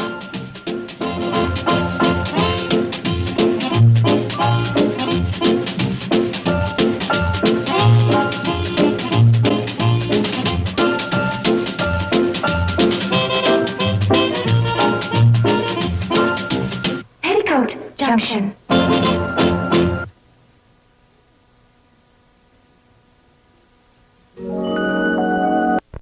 তো সেরা রাঁধুনি থেকে আমাকে বলা হয়েছে আপনাদের উদ্দেশ্যে একটা চ্যালেঞ্জ দিতে, আর সেটা হচ্ছে যে আমার অপছন্দের কোনো একটা খাবার যেটা আমি খাই না একদমই, এরকম কোনো একটা খাবার মানে আপনারা রান্না করবেন এবং সেটা আমি দেখবো যে আমি এটা খেতে পারি কিনা অথবা আপনারা আমাকে খাওয়াতে পারেন কিনা, আর সেটা হচ্ছে মূলা। আমাদের আজকের এপিসোডের তোমাদের টাস্ক হলো পারলে খাওয়াও। আমরা তো দুটো টিম পেলাম, একদল চিনি দল, একদল হচ্ছে লবণ দল। কিন্তু আজকে কোন দল পারফর্ম করবে? এটা আমরা রাঁধুনি কয়েনের হেল্পে টস করে ডিসাইড করব।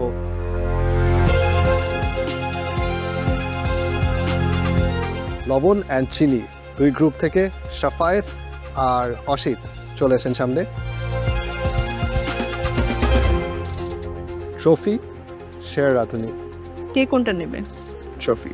উনি ট্রফি বলেছে। ট্রফি শেয়ার রাঁধুনি।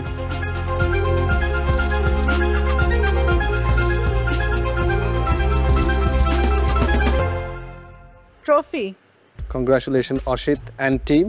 আপনি আপনার টিমের সাথে ডিসকাস করে ডিসাইড করবেন আজকে কি আপনি রান্না করতে চাচ্ছেন নাকি আজকে আপনি অপোনেন্ট টিমকে রান্না করতে দিবেন।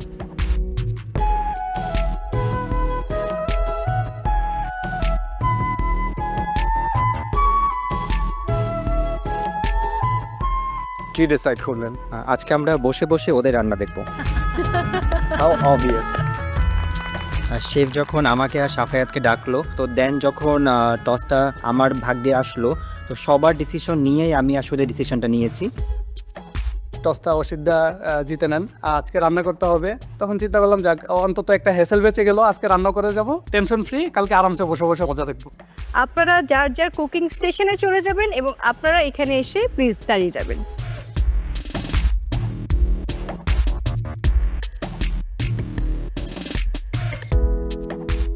আমরা লবণ দল পেলাম, চিনি দল পেলাম, আজকে রান্না করছে চিনি দল, কিন্তু রান্নাটা করবেটা কি আমরা নিজেরাও জানি না আজকে কি হবে।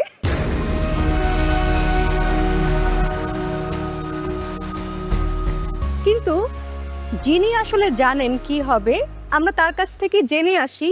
আমরা চোখ রাখি একটু স্ক্রিনে। হ্যালো এভরিওয়ান, আমি বিদ্যা সিনহা মিম।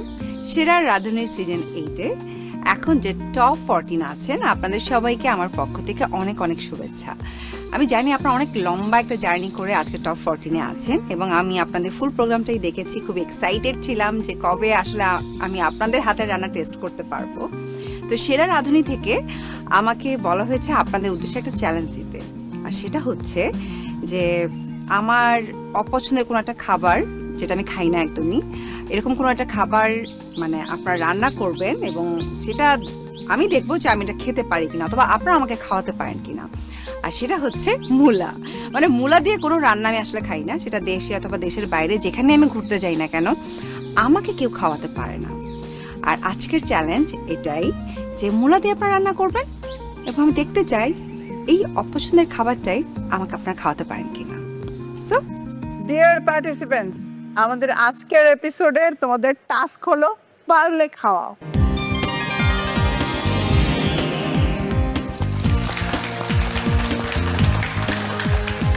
যখন দেখলাম মূলা তখন খুব একটা শক্ট হয়নি, বিকজ মূলা তো খাওয়াই হয় সচরাচর। কিন্তু একটা টেনশন মাথায় কাজ করছিল যে এখানে নর্মাল রেসিপির কোনো দাম নেই, সো আমাকে বেটার কিছু আইডিয়া বের করতে হবে।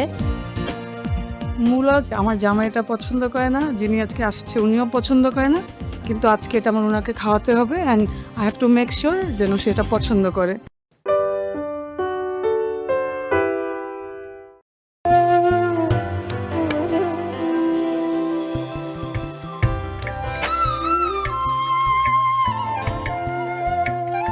ফরিদপুরের সাইমা এবং পুরান ঢাকার লাকি।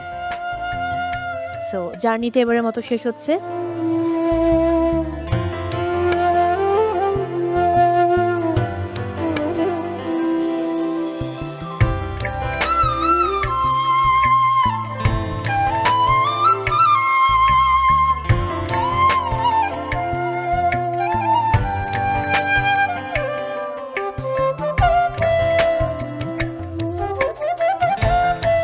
আমার মনে হচ্ছিল নিশাত বোধহয় কিছু বলতে চায়।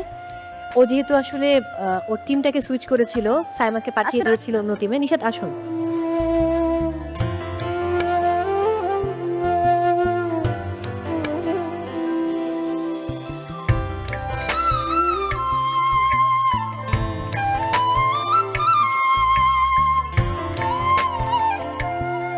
Part of a game, be strong, আবার পরের জন্য প্রিপারেশন নিয়ে আসবেন।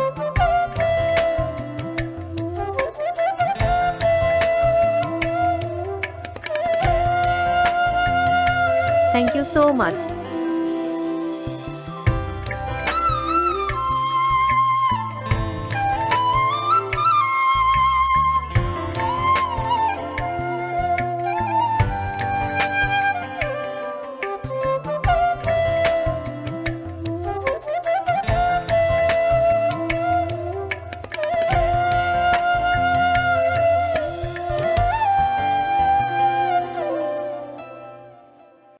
দর্শক, অনেক নাটকীয়তা শেষে আমরা পেয়ে গেছি এই তো বাংলার স্বাদ চ্যালেঞ্জের মধ্য দিয়ে আমাদের টপ 14 পার্টিসিপেন্টসকে, এবং এটা ছিল আমাদের এবারের সিজনের প্রথম গ্রুপ টাস্ক। সেরা রাঁধুনির জার্নি আমার আজ থেকে আরও 8 বছর আগে। আমি হয়তো বা এর আগে এত দূর আসতে পারিনি। আজ এখান থেকে বাদ পড়ে গিয়ে আমি কিছু হারিয়ে যাচ্ছি না, অনেক কিছু নিয়ে যাচ্ছি। টপ 16 হয়ে আমি নিজেকে সেরা রাঁধুনিই মনে করছি।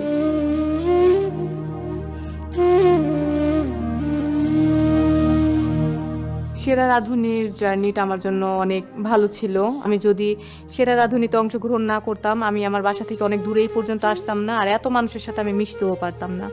ভালো লেগেছে, টক মিষ্টি ঝাল যেমন ছিল জিনিসটা।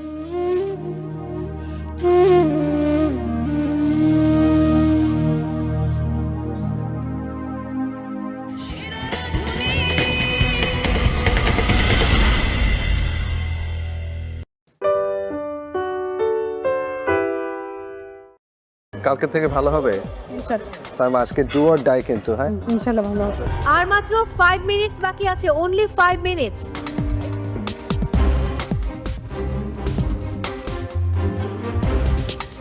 সাইমা, কি অবস্থা? আজকে পাতুরি করেছি, নাইস। ইলিশ মাছ আর কচু দিয়ে, আর একটা ক্রিস্প করেছি ওই মান কচুটা দিয়ে।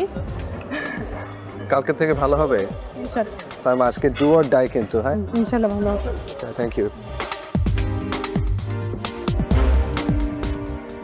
পার্টিসিপেন্টস, আর মাত্র 10 মিনিট বাকি আছে। এই 10 মিনিটের মধ্যে কুকিং কমপ্লিট করতে হবে, কস্টিং, কিচেন ক্লিনিং এবং প্লেটিং। সো যত দ্রুত সম্ভব বাকি সবগুলো কাজ শেষ করুন।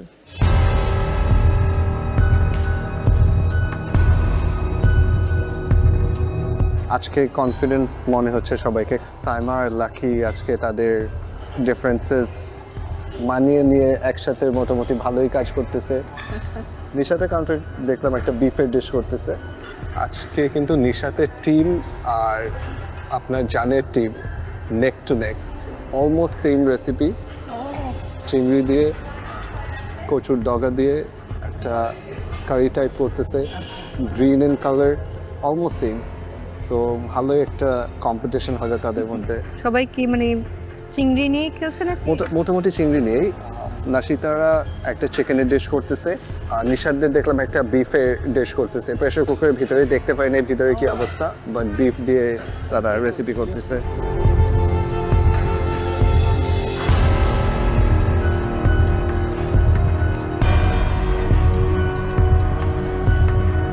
আর মাত্র 5 মিনিটস বাকি আছে, অনলি 5 মিনিটস। এই 5 মিনিটসের মধ্যে প্লেটিং কমপ্লিট করতে হবে, costing and kitchen cleaning. So হাতের সময় একেবারেই কম, please hurry up.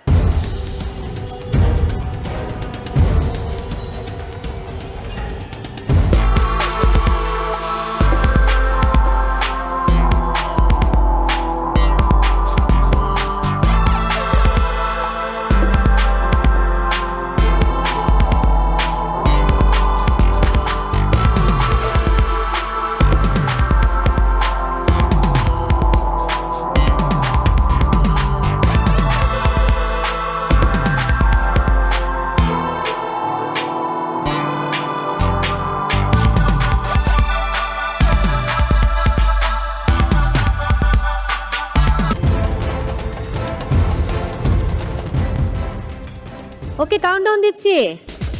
10, 9, 8, 7, 6, 5, 4, 3, 2, 1, 0 and time's up.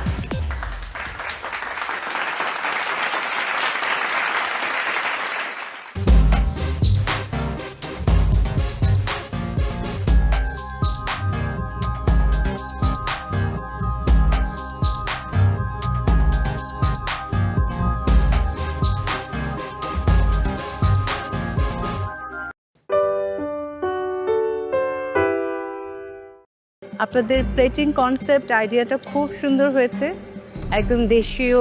এভাবে যে মুঠো ভাত আমি এই প্রথম দেখলাম সার্ভ করতে, ঘিয়ে ভাজা মুঠো ভাত, রাইট? আমার কাছে এটা খুবই ইনোভেটিভ লেগেছে। আজকে কচুমুখী ইলিশ মাছ নারকেল দিয়ে ভুনা করেছি এবং কচুর ডগা রুই মাছকে একটা তরকারি করেছি, আর সাথে জিরা ভাত আর মালাই চপ। কচু যেভাবে রান্না করেছেন এভাবে আসলে আমাদের বাড়িতেও করে। This is your dish. You can put whatever you want. এটা আপনার রেসিপি।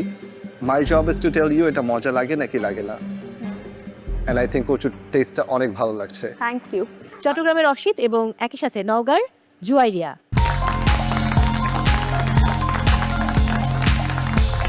আজকে আমরা বানিয়েছি কচুর ডোগা চচ্চড়ি আর কচুর বড়ির ঝোল, সাথে আছে ঘি মুঠো ভাত এবং সালাড।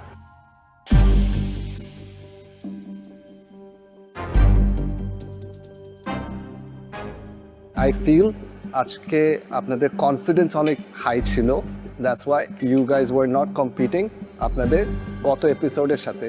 গত এপিসোডে যেমন ওয়াও ছিল, আজকে the feeling is not the same. Plating obviously অনেক সুন্দর হয়েছে, দিস টেস্ট গুড। এটা আমার মনে হয়েছে যে এটার ভিতরে কোনো ফ্লেভার আসেনি। Kochu is your main ingredient এখানে, রাইট? সো কচুটা has to be extremely flavourful. Yes, the gravy is flavourful, but individually যখন কচুটা খাই তখন এটাতে কোনো ফ্লেভার্স নাই, অনেক ফ্ল্যাট অ্যান্ড ব্ল্যান্ড একটা টেস্ট দেয়। গত পর্বের মতো আজকের ফিলিংটা আসে নাই। Speak to down, sorry, thank you. আপনাদের প্লেটিং কনসেপ্ট আইডিয়াটা খুব সুন্দর হয়েছে, একদম দেশীয়। এভাবে যে মুঠো ভাত আমি এই প্রথম দেখলাম সার্ভ করতে, ঘিয়ে ভাজা মুঠো ভাত, রাইট? আমার কাছে এটা খুবই ইনোভেটিভ লেগেছে। প্রচুর ডগার চচ্চড়িটা অনেক মজা, দারুণ। এটা খেতে খুব ভালো লাগছিল আমি যখন ভাত দিয়ে খাচ্ছি, আর এটাও যখন আমি ভাত দিয়ে খাচ্ছি তখন ইটস ফাইন, বাট যখন ভেতরে আমি কাটছি তখন ওই কচুর যে চাঙ্কটা ওটা ফ্লেভার নাই, ফ্লেভারটা বাইরের সাইডে হচ্ছে বেশি। প্লেটিং আর ওইটা top. Thank you. Costing is okay, ঠিক আছে, থ্যাংক ইউ। Thank you.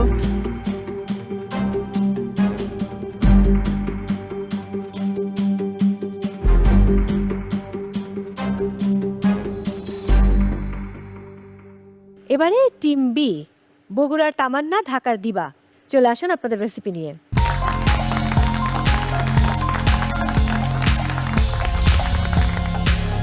আজকে আজকে কচুমুখী ইলিশ মাছ নারকেল দিয়ে ভুনা করেছি এবং কচুর ডগা রুই মাছকে একটা তরকারি করেছি আর সাথে জিরা ভাত আর মালাই চপ।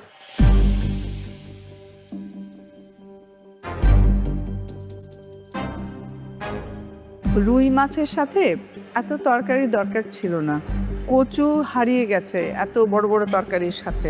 এটাতে আপনি বেগুন দিয়েছেন, আলু দিয়েছেন, কচু দিয়েছেন। This is your dish, you can put whatever you want, এটা আপনার রেসিপি। My job is to tell you এটা মজা লাগে নাকি লাগে না। অ্যান্ড আই থিঙ্ক কচুর টেস্টটা অনেক ভালো লাগছে। Thank you. I felt this was brilliant. Unintentional ছিল হয়তোবা, but brilliantly done. Thank you so much. প্রেজেন্টেশনের ডিটেইলিংটা আমার অনেক ভালো লেগেছে। ওভারঅল এটাও খেতে অনেক মজা। Good job. কচু যেভাবে রান্না করেছেন এভাবে আসলে আমাদের বাড়িতেও করে। আমার কাছে এই কনসেপ্টটা ভালো লেগেছে, শৈশবে ফিরে গেছি। আর ইলিশ মাছের প্লেটিং খুব সুন্দর, টেস্ট ভালো, বাট আর একটু ইলিশ মাছটার মধ্যে ফ্লেভার গেলে, কারণ ইলিশ মাছের তো আলাদা একটা ফ্লেভার আছে, তার মধ্যে কচুর বা আপনাদের গ্রেভির ফ্লেভারটা ঢুকলে ঠিক ছিল, কিন্তু খারাপ না, অনেক ভালো। Overall all good. Thank you so much ma'am. Thank you. Costing যতটুকু করেছেন অতটুকু ঠিক আছে, বাট লাস্ট লাইনটা তো হয়নি, এটা এসেই বলে দিয়েছেন। জাস্ট লাস্ট লাইনটা বাকি ছিল। ঠিক আছে, thank you. Thank you.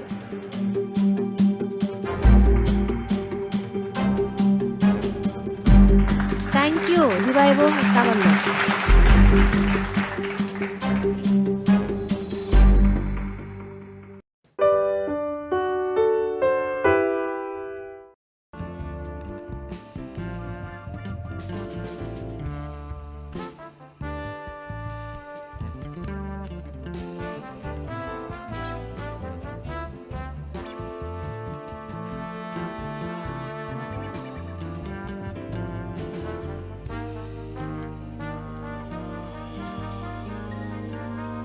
Dapat tau? Enggak tahu.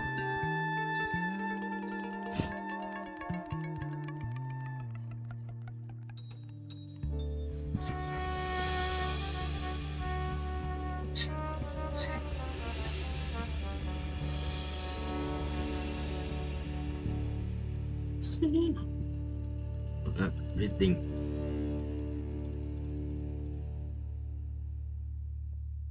Ini siapa?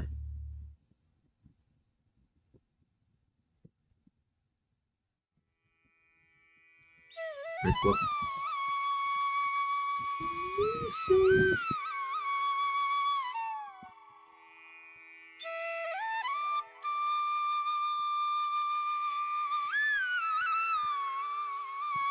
Từ tay sau còn làm đầu được mình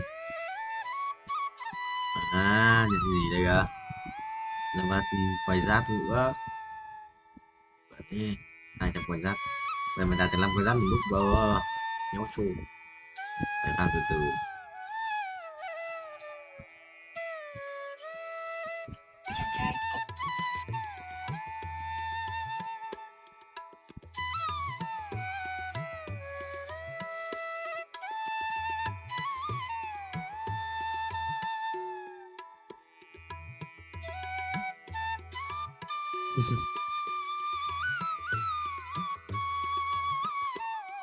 Biên itu kehidupan biên itu waktu selalu liên kết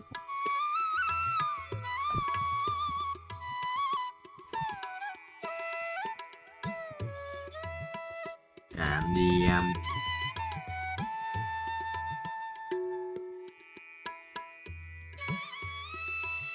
sợ đâu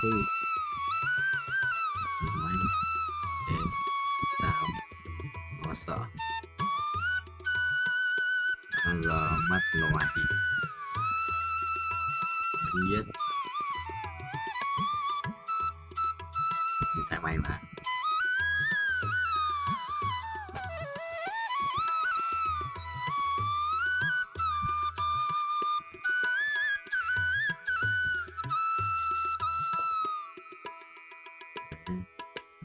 thế ngoài làm cô táo Lời nói được khi chỉ bông đùa nạt nơi nào được biết đâu là thật. Nụ cười trên môi đơn giản nhưng dưới là âu lo lại thật. Bọn tuổi thích bu vải mật mới còn ong bỏ nhân ngạch thật. Nhưng chiến tranh tạo ra phát triển hòa bình cho đâu có khi tại Phật. Lái cứ bay hay chỉ toàn là mây bằng mà động. Bây chúng mày nhân bài quá nhanh. Hãy xem bọn tao cao sớm sớm những cái không vào. Mình đừng cứ vịt vào. Nếu còn là bạn. Ở nhau. À, cái chip. Đây phòng hả? Đâu? Cái này mà.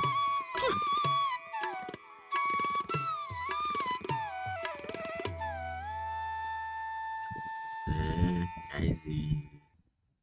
Là cái đấy. Lại một. 6 nhân. 4 dao.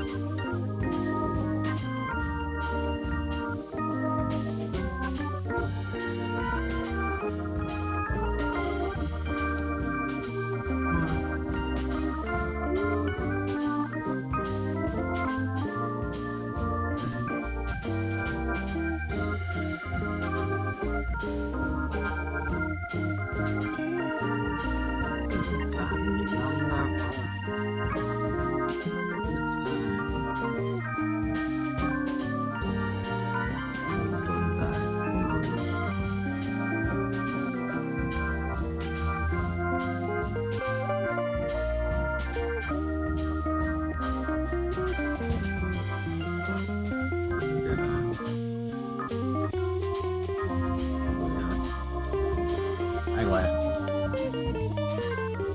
Vô nhỉ? Từ phải nó xuống xong xe rồi à?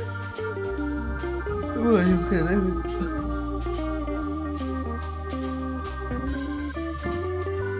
Biết đâu.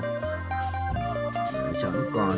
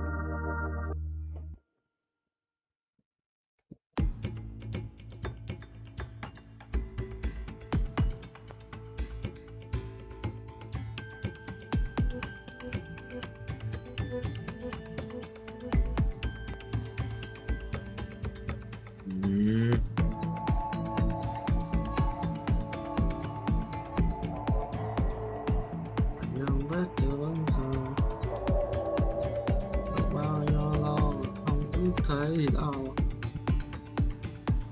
có gì đâu ngoài những vết thương sâu, lâu vẫn cứ thấy đâu.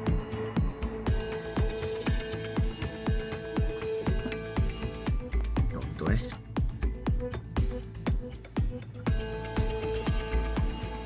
trở lại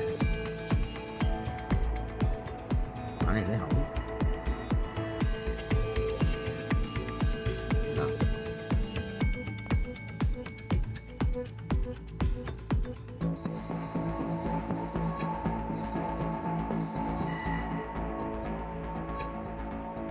Phải là một à? Quá là lừa đảo. Hình như nó nhẫn nhầm nó quăng.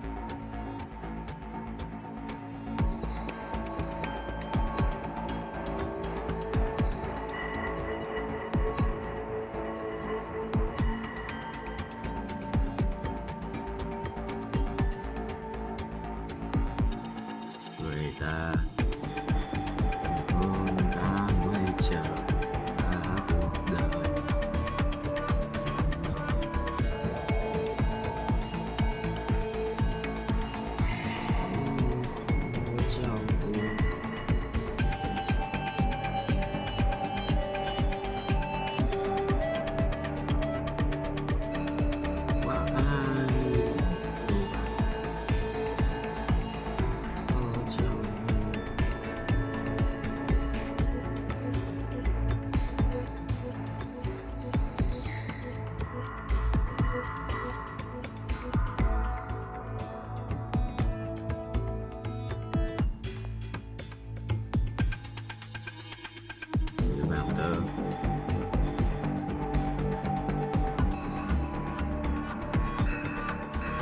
Thứ sáu học tối. Học tối giờ.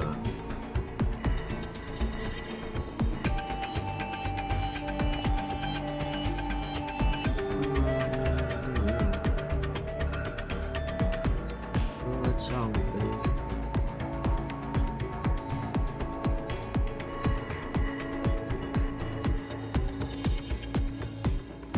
Hai. Ok. Xong. Tối anh đi học về. Xong đi xem phim. Thôi. Nhưng mà cái ghét luôn có bữa quá có phải 8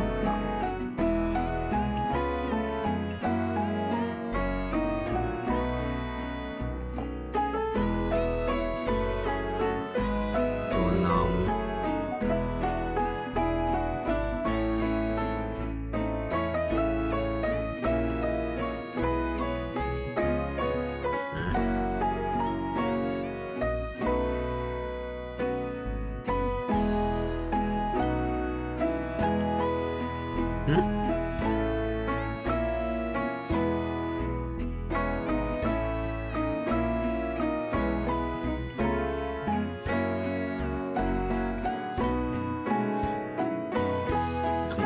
Sắp chiếu